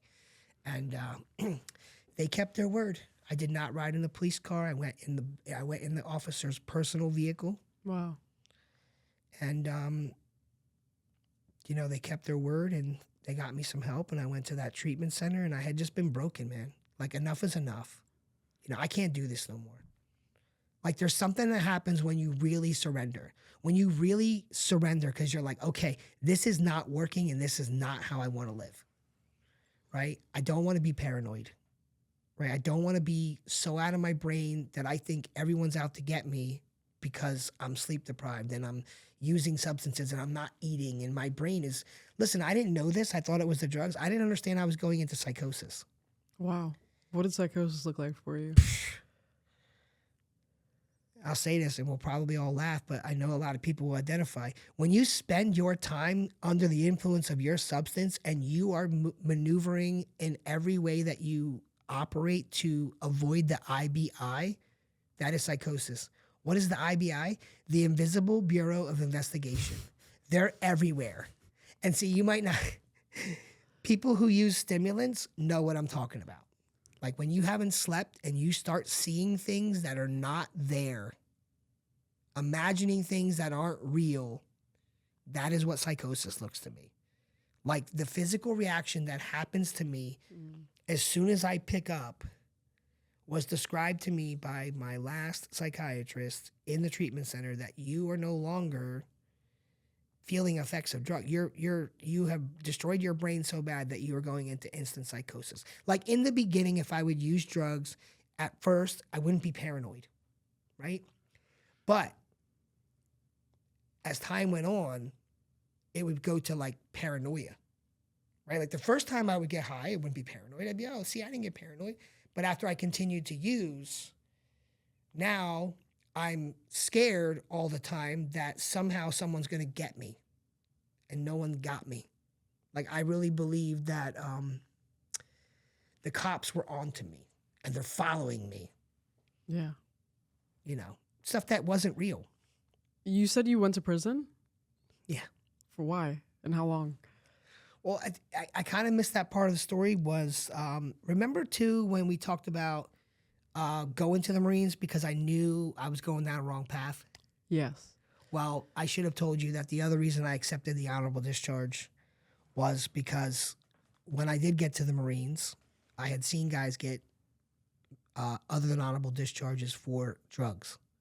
So while I was in the Marines that whole entire time, I switched to alcohol and literally became a full-blown alcoholic. Because if I used cocaine and got caught, I would be dishonorably discharged, right? That's what they would tell you back then. I don't know if it was a general discharge, OTH, I don't know. I just took their word for it, right? So drinking became really heavy. So that was the other reason. Once again, I could see that I was going to be in big trouble if I stayed. I was going to get kicked out unsuccessfully. So that was another deciding factor. So knew I was going nowhere, joined the Marines. Knew I was going to be in trouble in the Marines, came home. And to answer your question, when did I get locked up, was after I came home, I went back into using what I liked, which was cocaine. I would go in the bar, I would drink, and then I would do cocaine to sober up. And then when I would get sobered up and become a little paranoid, I would drink again to calm back down. And that became the cycle. So one night we're going to the bar and we get stopped because the cops were literally very aware of my friend who was trying to deal cocaine, and I was just hanging out with him because I would get free cocaine or cheap cocaine. We got pulled over and they pulled us out of the car, and he had a very large amount of cocaine that he put under the seat, and nobody would say whose it was. And so since it was under the seat closest to me, Wow. well, because when we got stopped, my friend threw it back and said, "Hold this." And I was like, and they had us with our hands up. And I said, "I'm not holding that shit." And I kicked it back to the front. And he said, "Dude, they just want me for a warrant for child support. They're not going to check us. Hold it." And when he put it back on my lap, I couldn't put my hands down because they were coming up to the car. So I did this motion where I hipped it off of me. And when it hit the floor, I just kicked it. So it was in the seat next to me, in the back seat. It went under the seat in the back seat. So him being in the front, it wasn't close to him. The driver said it wasn't his. So then I said it wasn't mine. We were all Shaggy. It wasn't me. You know, the song. You're too young. That was a joke, guys. Shaggy song. It wasn't me. All right. So back to, they finally said, "Well, someone's going to jail for it. And if none of you have it, it's closest to you. So you're going to jail." Wow. Yeah. And I was charged with a pretty severe case, which I did a small amount of time for. It was a first offense. They gave me 9 months to 23 months less 1 day. So I stayed in the county prison and I got work release. Because the judge said, "Oh, the lawyer was like, he just came home from the military. This is a stellar guy. He's never been in trouble." I had a disorderly conduct when I was 17. I had speeding tickets and a disorderly. I never really did any crimes as a kid. So they gave me a county sentence. And then I got out of that. And of course, went right back to using drugs. Right? And then went to jail again. For this time, I had been attempting to sell a little bit of drugs to keep my drug use going. And bumped into a friend from high school who introduced me to her boyfriend, who she asked me if I could get him some cocaine from my other friend who was a pretty big drug dealer. And I said no, because I thought that was suspicious. Why would you ask me to call This guy to this guy? Why would you ask me to call someone that that I know for a very large amount of drugs? And you're asking me this in front of the guy who you just introduced me to. Right? I was like, "He doesn't sell cocaine." And she was like, "What? Yeah, he does. I did." And I was like, "No, I don't know what you're talking about." So we had a couple drinks, and they came and met me again the next night. So they started hanging around, and so I started to just watch this guy. And then what happened is I got into a moment of desperation. He was calling me. I was living down by Philly. He was living in Allentown. And he'd ask me "Yo, can you bring me stuff up here? And I need to get this much stuff." And I was hate that. I hate that lifestyle so much. I know. That I tried to be a drug dealer, and I failed horribly, which I'm grateful for. But it's just always watching your back and are you gonna rob me, scam me, get me in trouble? It's annoying, terrifying in so many ways. I got robbed every single time. It was horrible. You're a bad drug dealer? Yeah, it was horrible because I would sell high on Xanax. Oh yeah. I'm living in slow motion. Oh man. And yeah. Of course I'm a girl. I look at me, I don't look threatening. So I hate it. Anyways. No, Continue. it's funny you say that because I thought watching enough TV shows that I had this all figured out, right? So, but here's the desperation. Okay. I'm using one night with all the frat kids I live with in Doylestown, right? I'm living in a frat house because my buddy's a fraternity brother, and I get a job at a behavioral health for kids who have severe mental illness, and my job is security, right? I'm fresh out of the Marines. I'm jacked. I'm a wrestler, right? They hire me so that if a kid starts acting up, I'm on a crisis team. I got to take them down, as best as possible without hurting them or keeping them from hurting staff. So I love this job. And I'm like right out of the Marine Corps. Yeah. It's a good fit. I'm getting paid good money, but I don't want to drive back and forth to Doylestown. So my buddy's like, listen, bro, we got an extra bedroom in the frat house. Why don't you stay here during the week to work and then go home with me on the weekends when I go home to visit? This was like the perfect setup. So I go move into this frat house, and I'm working on the week, and then on Friday night, Jason and he gets out of class, I get out of work, and we head back home for the weekend, right? We're still best friends to this day, by the way. Wow. But Jason didn't use any drugs. He drank. He didn't do no drugs. So we go out with a couple people from the job. Jason comes along, and, they're like, hey, man. And they knew I had some cocaine. They were like, oh, let's do some cocaine. I'm like, all right, great. Now I'm giving away the cocaine that I'm supposed to like sell and use to keep my free cocaine, right? So I get down to like 3.3 grams of cocaine. See, I kind of love this podcast because this is not shit I can normally say when I'm being asked to do a TV interview about our nonprofit. I can't be like, yo, I used to sell cocaine. But we're on Fuck the Stigma, so we can talk about this shit, right? Exactly. Look, I just dropped 3 swear words in one sentence. I've been holding it in all. No, this is like the platform where you can like let it out. Just be real. We're not putting this on the internet, right?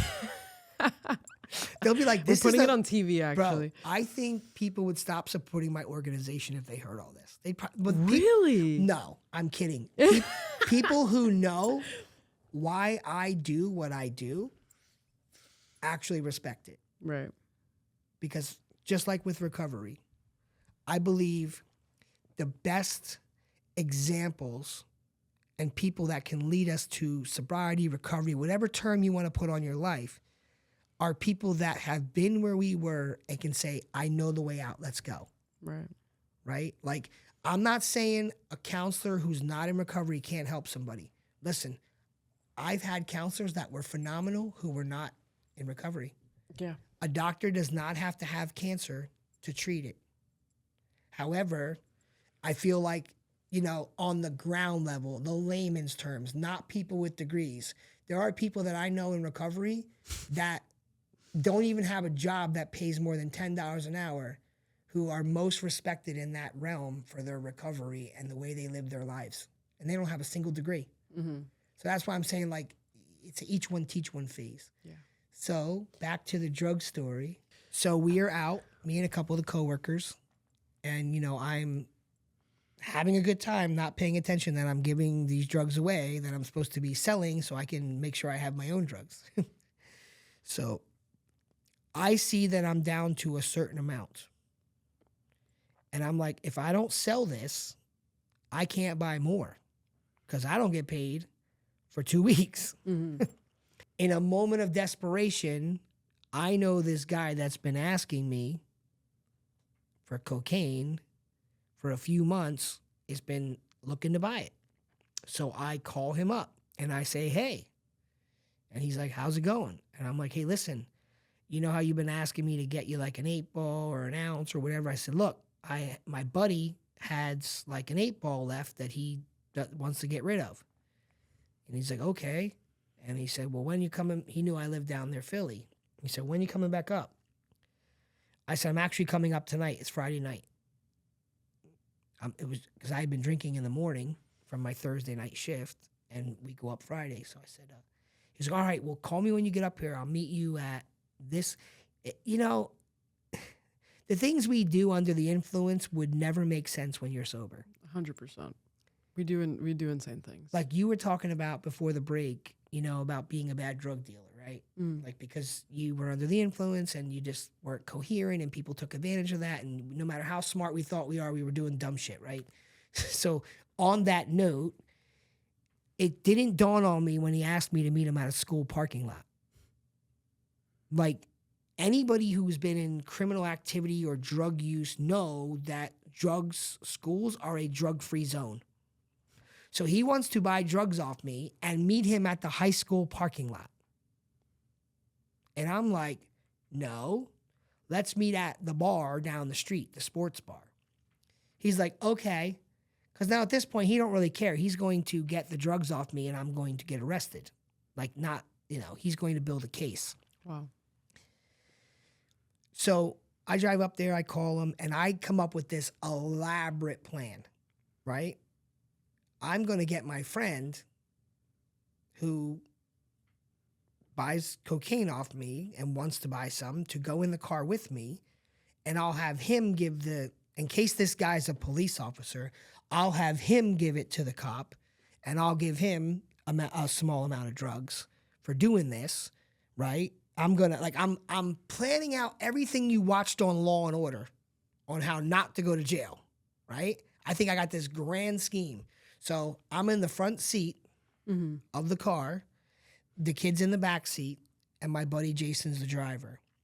And the police officer gets in. By the way, he does not look like a police officer, right? So I'm just saying that because I don't want to say his name. We actually became buddies now, believe it or not. No, this is a crazy story. Like, yeah. I'm actually friends with a lot of the cops who arrested me. Wow.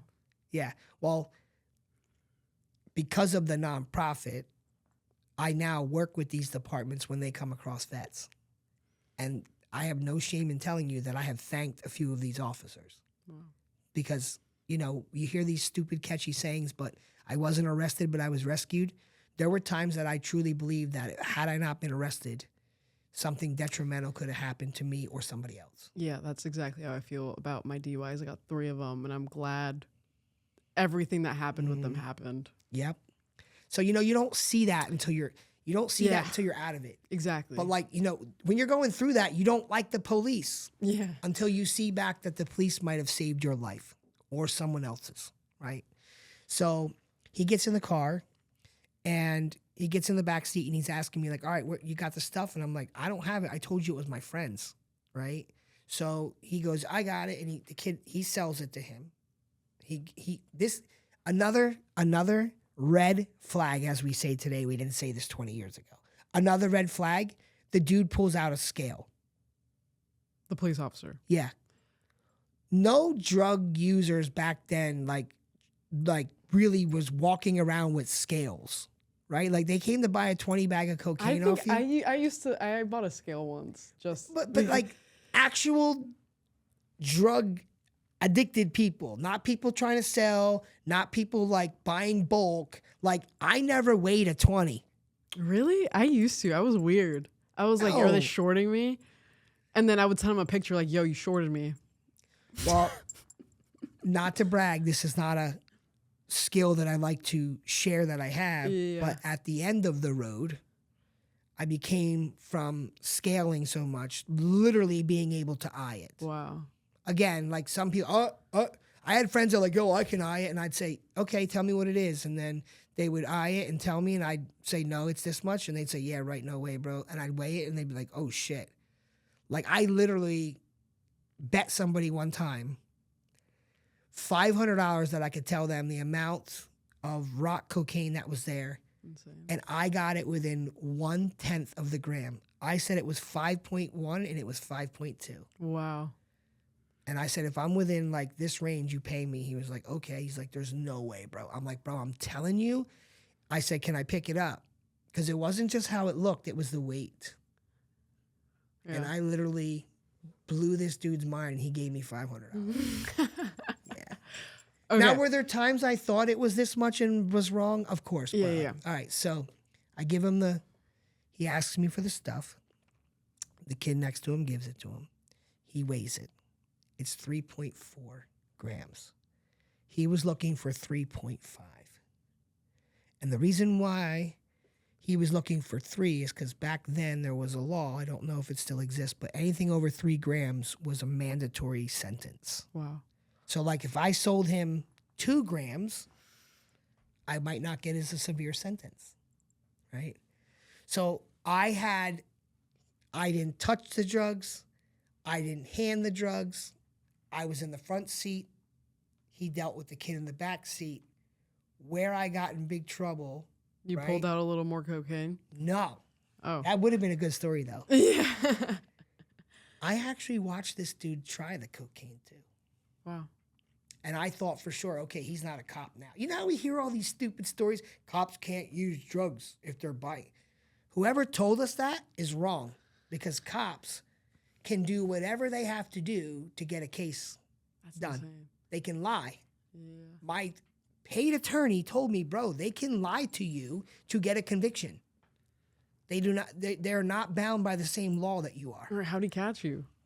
He caught me because he saw the other kid reach up in the front seat and give me the money. Oh, wow. They don't have me touching the drugs. They don't have me doing anything. They have me on the phone, right? Yeah. And they have me taking the money. So they have the conversations recorded. And the reason they ended up getting me anyway was then he called me for more. And I said, at this point, I had gotten what I needed to get, and I wasn't in desperate no more. And I thought, okay, now you just got an 8-ball off me, and now you're asking me for an ounce.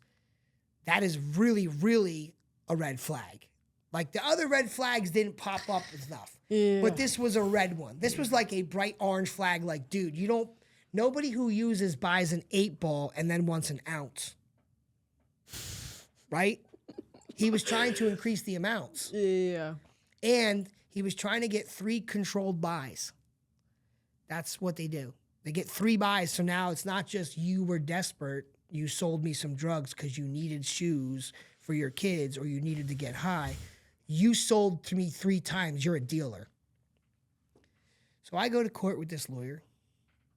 And I'm like, I know the law. He entrapped me. He was calling me every day asking me for cocaine. My lawyer's like, you want to go to court to try to prove that? Like, that's not a good defense. Yeah. So to make a long story short, I got convicted for sale of cocaine, delivery of cocaine, manufacture of cocaine, conspiracy to manufacture and distribute cocaine. I had 4 felony charges because I wouldn't tell on somebody else. And the deal was that they agreed to give me less than state time for, again, like the first real conviction. Again, we don't have enough time on this podcast to talk about all my jail stints and how I got there. Just pretty much just know this. I am not a good criminal. I will say it again. I speak in prisons, and the best part is I hear guys like, oh, yeah, I'm good. I'm like, bro, if you're in here, you're not a good criminal. Good criminals don't get caught. Yeah, you're bound. Most are bound to get caught. I've interviewed people on the podcast of like, yeah, it's almost like something we expect is to be in jail or prison at some point. Yeah, because even if it's not you, somebody else gets caught and they tell on you to avoid themselves going to jail. Yeah. I mean, it happens very often. Okay, so to jump into your recovery and kind of where we are today and where you are today, tell me how much time you have now? I'm about to have 5 years. Wow. Yeah. It's amazing. Thank you. It was hard fought because especially after the 3 years and only drinking for 6 days, that 5 years was hard because that was like a huge letdown after the 3. Mm-hmm. Yeah, the 3 was the longest I had ever had consistently. Yeah. So once 6 days whipped my ass quick. That's the thing. And I've heard so many stories, and that's almost like I use a lot of other people's stories and experiences to almost like help me, because I haven't relapsed, God willing, won't. But I use other people's stories almost as my own experience, so I don't have to, do what they did. And I hear about them either relapsing on alcohol or marijuana, and the downfall is almost 10 times quicker. It is. They pick up where they left off. And that's my fear. And I left off with my 3rd DUI in jail. So, I can only imagine what I would do or where I would be. You said something, and again, I feel bad because, like, we're firing on all cylinders, and, like, I don't get to answer the questions because, like, you say something, and it's like, boom, boom, boom. Like, we're probably the 2 worst people to be doing a podcast, right? Because it's like we're just, like, shooting the shit. We're not even, like, I can't stay on track to begin with. But to just reiterate what you said, they used to say things like, the disease is progressive. And you think that is the stupidest shit until you live it. But I'll one-up you, so to speak. what they're telling you. Yeah, I totally agree. But even more than just picking up where you left off, there's something about when you get older. Like, hear me out. You said like, oh, people pick up where they left off and it's just as bad. Well, what happened to me when you asked me in the beginning about how long in the last 30 years I've been clean, and it's been predominantly longer than using, is because the clean time gets longer and the runs get shorter. Mm. You see, like, I can stay clean for a longer period. It takes me longer to start convincing myself that I can successfully drink, right? And then when I do it, my body can't take it like it used to. Are you tracking? Yeah.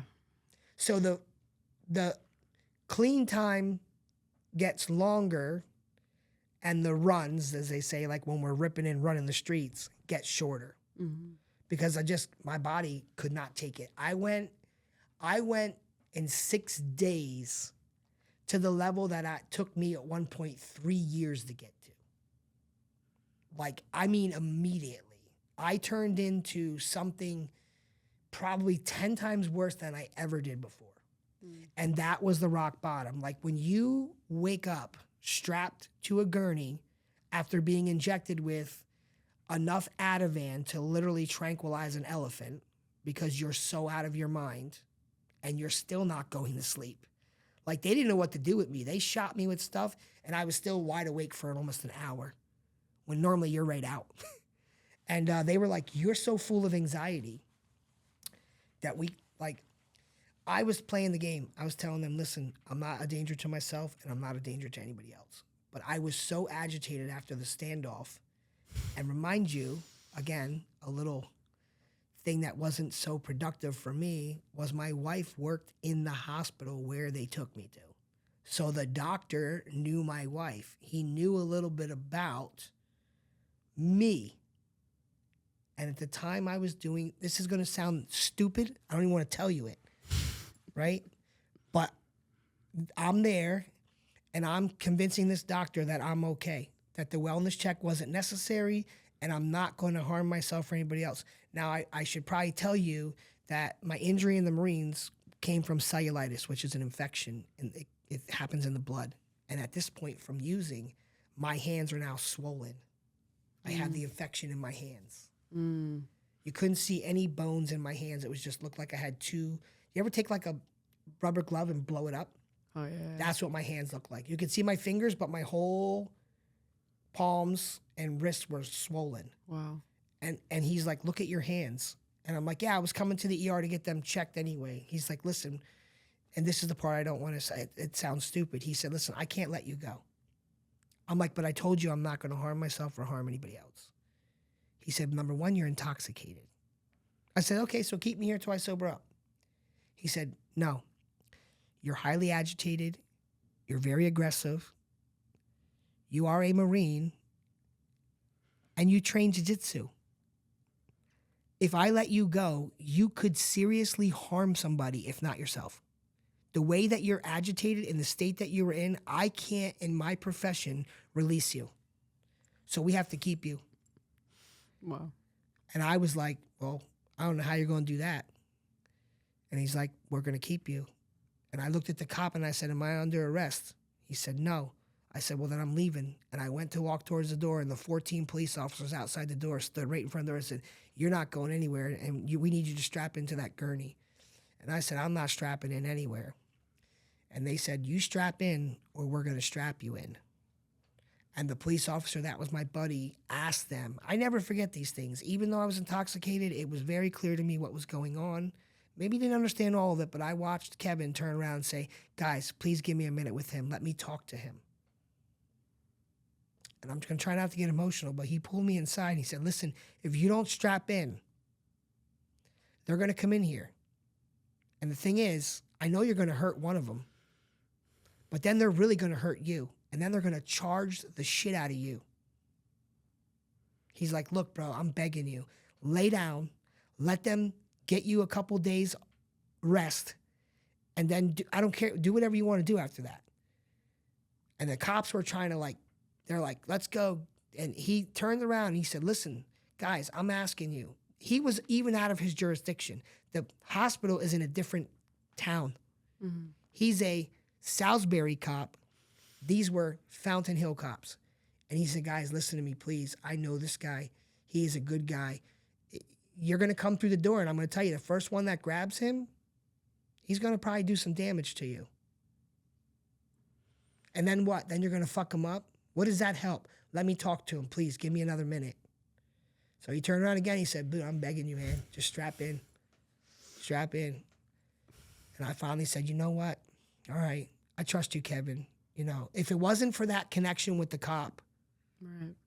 Really. And then and you asked about the rock bottom, when you come to and now you're hanging out with that cop again, because by the way, we travel in the same circles. Mm-hmm. So we're having a cigar together one day, and he looks at me, and we were in a cigar club. He's police, I'm military. We belong to a cigar club called Sheepdog. It's all first responders, veterans, military, you name it. That's how I knew Kevin. Plus, he's the cop in the town that I live in. So he says to me, he looks up at me, we're having a cigar at the shop, and he says, bro, I don't really think you understand what almost happened. And I'm like, well, yeah, you know. He's like, no, I really don't think you don't understand.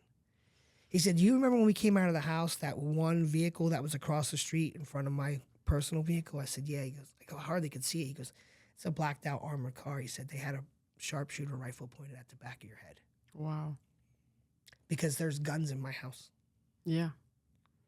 And what Kevin had told me is, had I reached in, where I was sitting, there's windows on the side of me, and there's windows behind me, and they were across the street in my neighbor's driveway with the rifle pointed to the back of my head while the police officer was talking to me through the glass windows. And he said, had I moved to even grab that remote control, they had orders to shoot me because they thought I was going to reach in the couch and shoot Kevin. So when you ask me about what was the rock bottom, like when you realize that like my son almost lost his dad, my wife almost lost a husband, right? Like this is what I can expect every time I pick up. There's no, you said something so powerful, you know, it gets worse. There's no like, I'll go back to being able to have a drink. Like I go to the extremes, and I'm not only afraid of what I experience, but what I could do to somebody else. You know, like you mentioned with your DUIs, how would I live myself if I hurt somebody, like legitimately hurt somebody, because I'm in a stupor and I'm not paying attention to what I'm doing. Or I grab a hold of that doctor to choke him because I don't like that he's trying to commit me to help me. Yeah. So I'm sorry. I didn't mean to. That's a tough thing. You didn't tell me these podcast questions were going to be tough. I thought we were going to talk about being clean and helping other people. And, you know, who wants to talk about their shit? I don't like talking about my shit. Do you like talking about your shit? Depends. Well, if it helps somebody, then it's worth it, right? But, yeah. No, we've dove deep today, and I still have more questions. You know what I mean? Like, I want to ask you, because we were talking about this earlier before we started, is just recovery in general. You work with a nonprofit today. There's how would you define recovery? I would define recovery, and I think my definition might be slightly different. There's one definition I use that I know a lot of people relate, but I believe like recovery is an active change in my ideas and my attitudes and my behaviors. Like I have to look at things differently. I can't look at things with the same lens that I did when I was using. And I'm a firm believer that the same mind that came up with the problem cannot come up with the solution. I have to change this. I can, but I have to change my mindset. Meaning like the same thinking can't come up with the solution. Not the same mind, but the same mindset. I've heard the exact same thing. I've heard 100%. But I also agree. I also think that we can start changing our thought processes and our thinking. But you can only do that once you start changing your actions. Then slowly over time, our thinking will change. I love that. I love how that's what I kind of like meant, but I couldn't articulate it. Like, yeah. And you even compounded it with something else that I probably wouldn't have thought of, but like actions come before the your thoughts. Yes. So watch, like, you can't think your way into a new way of living. You have to live your way into a new way of thinking. They say things in treatment like fake it till you make it, right? Because I can sit and tell myself all day long, listen, I struggle with this at 51 years old and just coming off a broken heel and not working out since February, right? I don't even like working out. I don't know who does. Something's wrong with those people. But I try to go to the gym for my mental health, even if it's just getting there and doing something, or I take a yoga class. I practice the gratitude for doing something. So back on top of this, I can tell you that I would tell myself every day, I'm going to the gym tomorrow. I'm going to go to the gym tomorrow. When tomorrow comes, I say, I don't feel like going to the gym. I'll go tomorrow. But when I start just going to the gym, Regardless of how you feel. then the action then changes the thought. So it isn't like I think it and then I do it. For me, the action has to come first. I have to live my way into a new way of thinking. I have to start doing stuff other than, like, here's an example. I have to go to meetings so I can hear different perspectives, right? Because left up to my own devices, I make sense out of nonsense. So recovery for me is an active change in my ideas and my attitudes. And it's also, for me, it's I guess my definition would be finding a path that helps me become the person who I aspire to be, not who you think I should be. Yes. And recovery with the walk, to answer that question, is it the reason we changed the branding of it to wellness is because each person's recovery looks different, and what it means to me might mean something completely different to you. Exactly. And that's something I wanted to emphasize. It's recovery doesn't mean sobriety for everybody. Like, sobriety has been a huge part of my recovery, 100%, but that doesn't mean it's the same for you. Right. There's different pathways. Yeah. You know, before I took a CRS class, I'm a CPS and a CRS, like, to just further my life experience to be able to help people, like, by getting those certifications. And I'll be honest, I'm not the only one, and I'm not embarrassed to say it, but I originally believed total abstinence was the only way. Right. Right? And that's probably Right. what I would have said as well a few years ago. Right, because that's what I was taught, and that's what I knew, and that's what worked for me. Until I got friends that are on my walk committee that work in the field of mental health and substance that explained to me, just like something I already knew, that everybody's different. Psych meds impact people different. I take a med, I get a reaction. You take the same med, you don't get that reaction. Well, the same goes for recovery, right? Yeah. So I guess what I'm trying to say is, until I took these courses and learned of other programs, like, right, we don't only have the 12 steps anymore. Yeah. We got a program for everything, right? Yeah.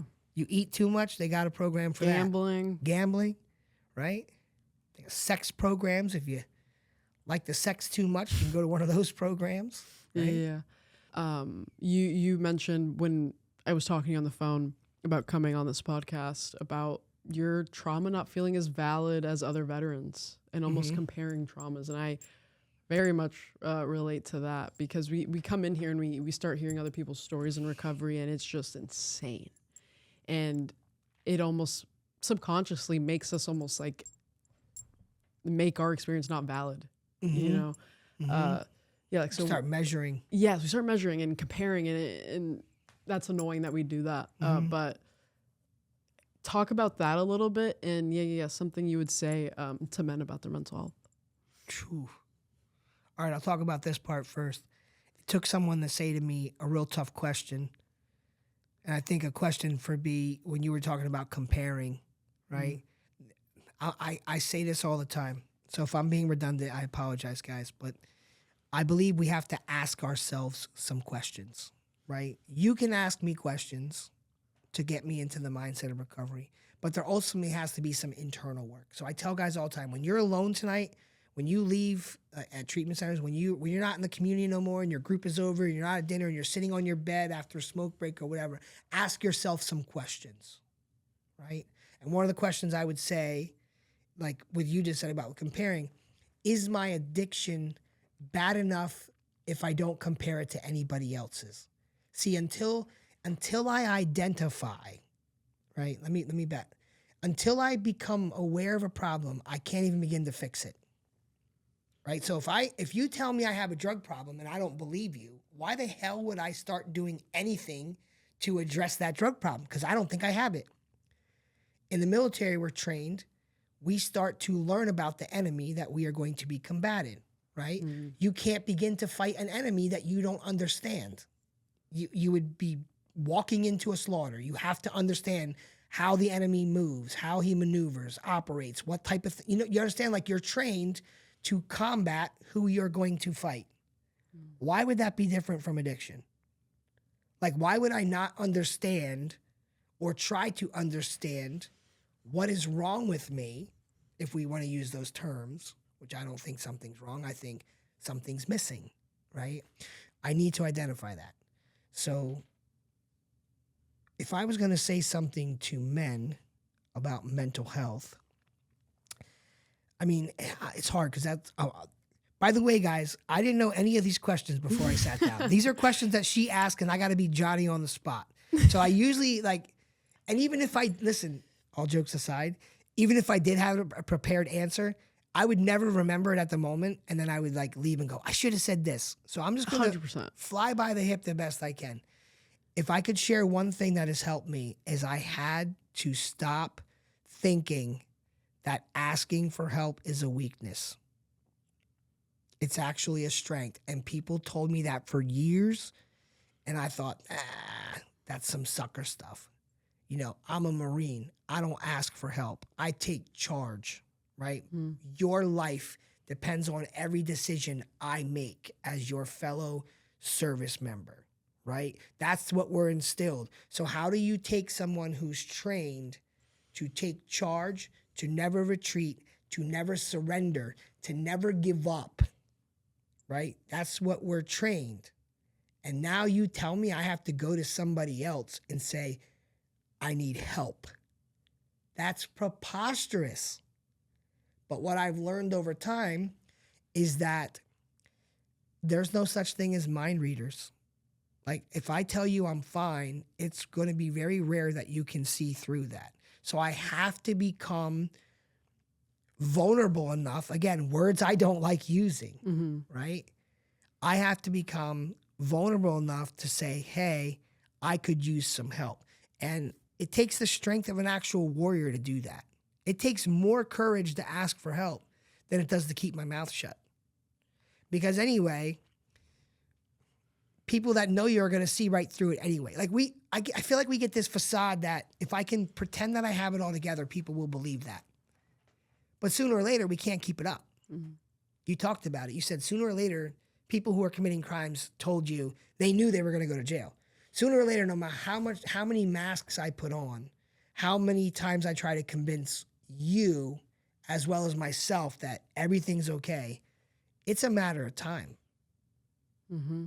It's a matter of time. And where I've come to at my life is I would much rather go through the feelings of embarrassment to ask you for help than to be asking you for help when I'm in a psych ward again. Or saying yo, bro, I didn't ask for help and now here I am again. Because, they always say well, you ever do something and someone goes, why'd you do that? And you're like, I don't know, right? And then people like me end up in trouble. Like, what happened? I'm like, well, what happened was is I didn't tell you. Yeah. I kept it to myself. And now I'm in trouble because the only person I'm operating off for advice is myself, which when I take an honest look, that I have been my own worst enemy my whole life, right? Like, no one has done the things to me that I've done to myself, right? I don't know. So I don't know if I answered that question properly, but I would just say, fuck the stigma, right? Did I do good? Fuck the stigma. I just wanted to say fuck 3 times. Don't cut that out. But no, seriously, right? People respect, I respect more when someone says I need help because, ready? Perfect. It dawned on me. We don't realize when we ask someone for help, we're giving them the opportunity to help us, and in turn, it helps them. Yeah. I'm going to say that again in case it was real fast because I'm excited. It doesn't, when someone comes to me and asks for help and I help them, I believe this soul thing that I've shared with numerous people and no one's ever told me they don't believe what I'm about to say. I believe that whether we are, no matter what type of people we are all human beings, and there's a connection if we can get past the barriers and the stigmas and the misinformation, right? You're a human. You experience the same feelings I do, no matter where you were born, what color you are, what you believe in, what you know, do you understand what I'm saying? Like, I can identify with you if I'm open-minded enough. That being said, I'm a firm believer that when we help others, we help ourselves.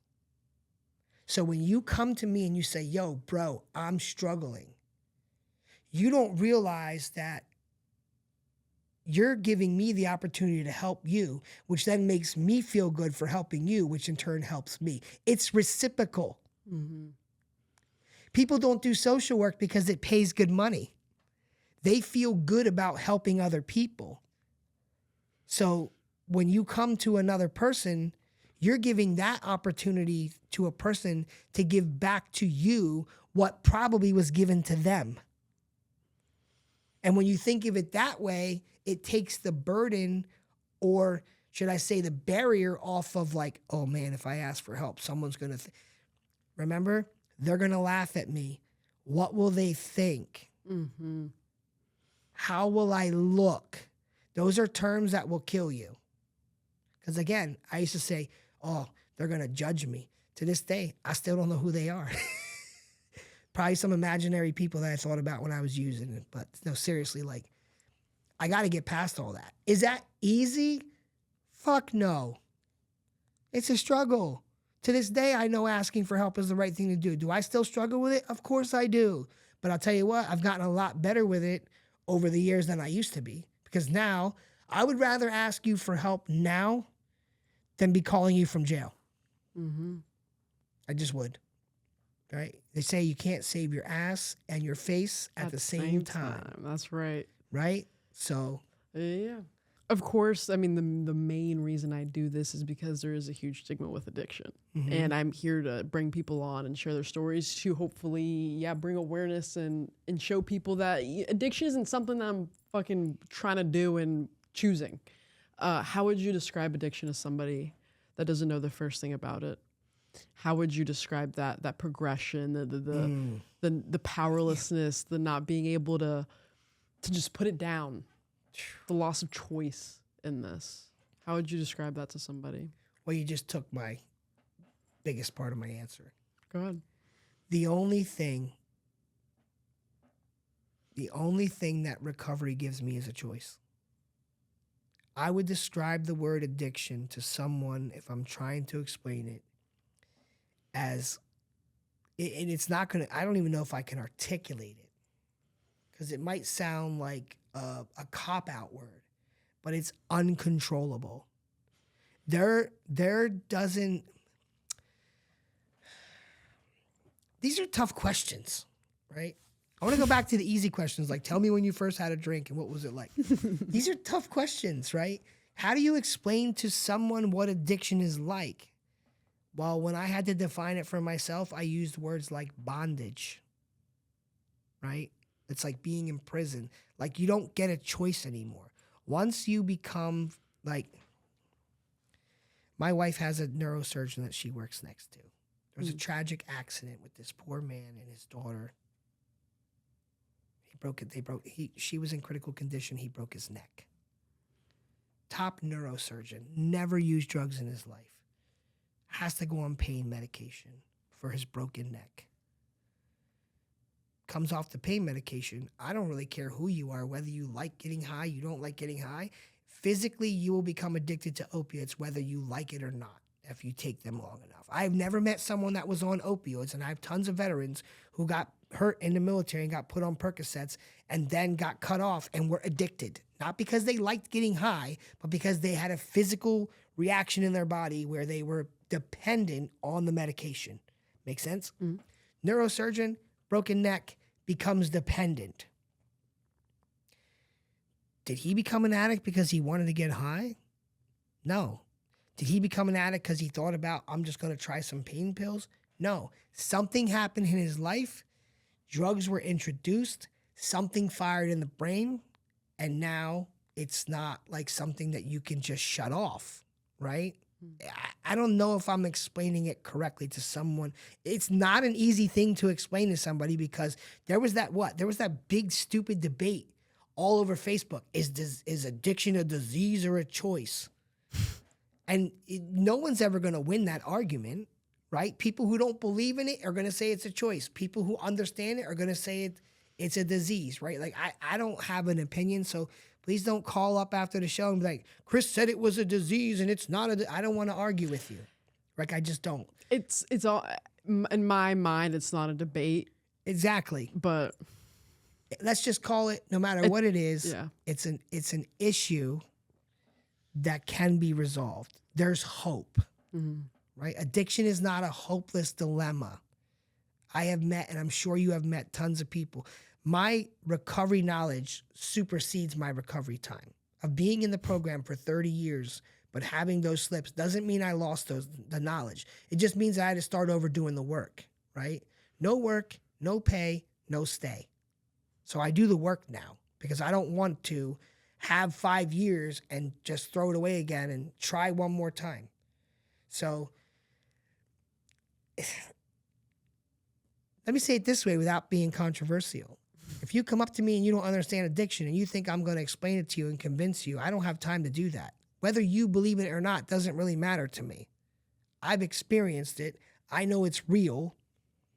Whether you want to call it addiction, substance abuse disorder, I'm not talking about that. I'm talking about when someone is dependent on a substance to function.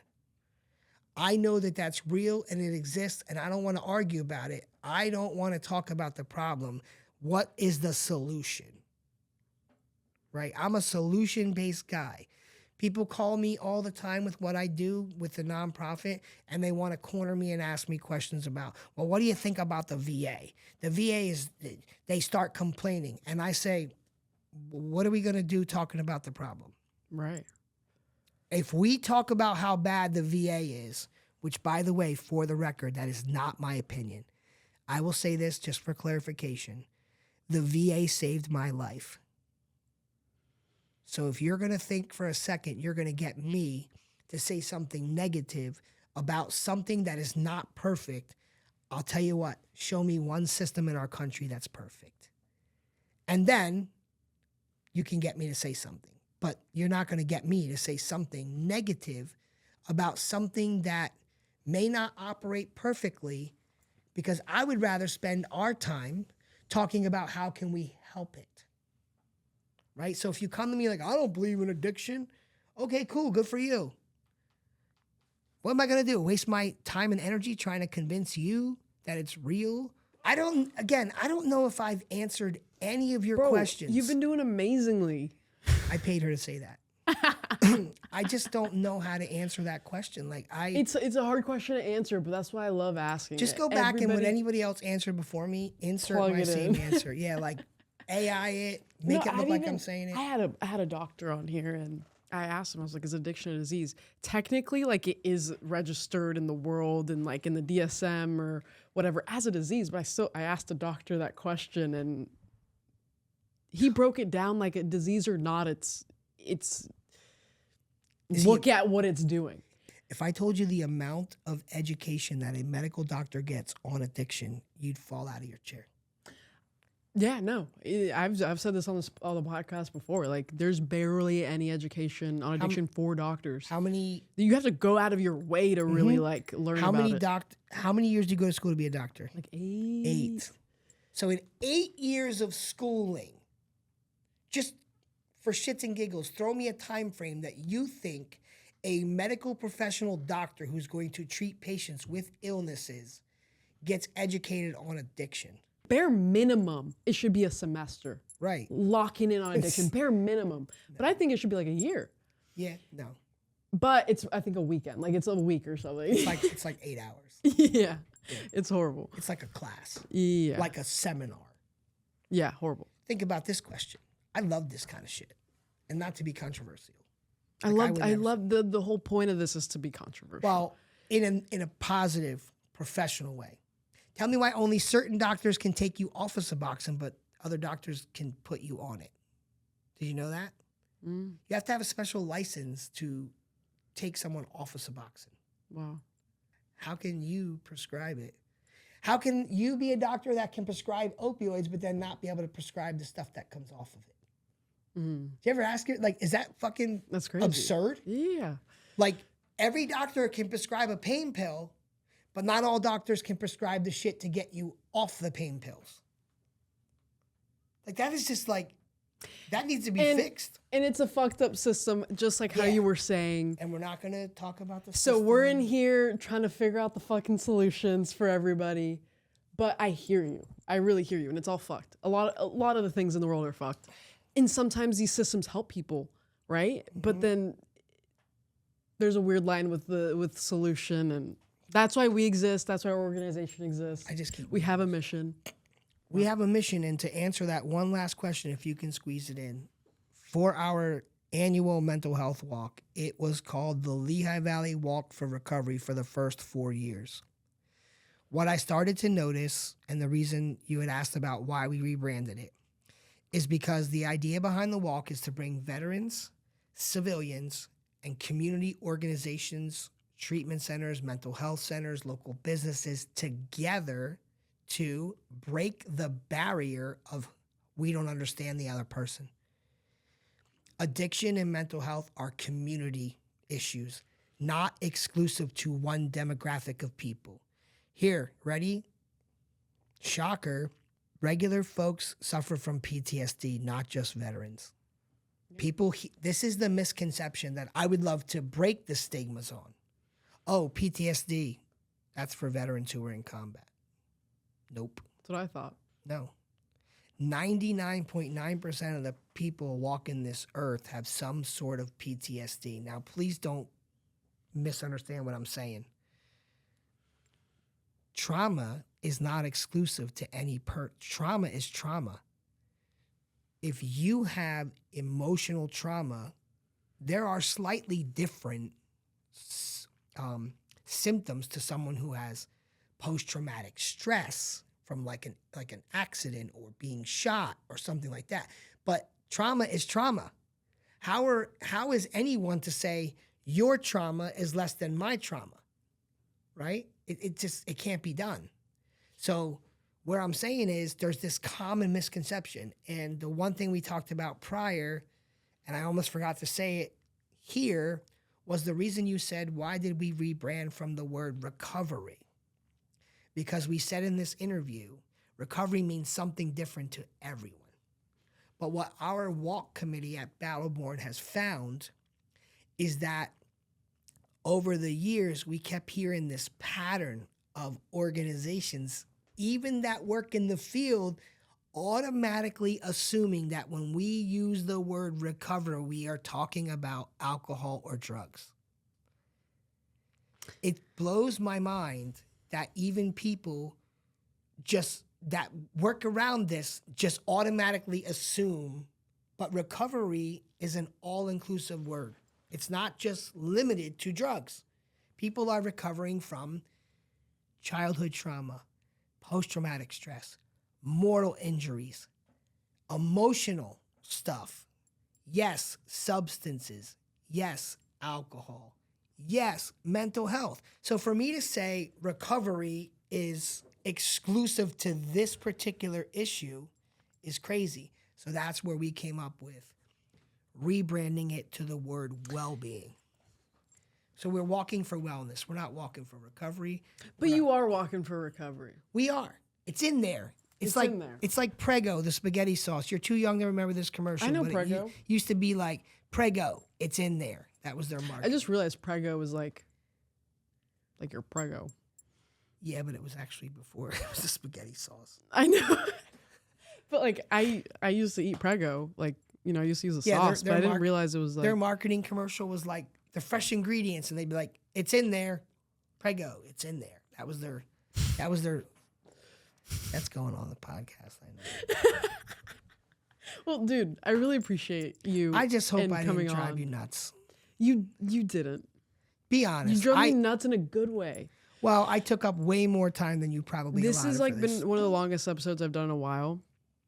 But I really like it really kept me engaged the whole time. I will say that. And I'm genuinely grateful that we got connected and that you made the 3-hour drive and were just even willing to come on here and, Sure. and shoot some I appreciate shit. you inviting me. Yeah.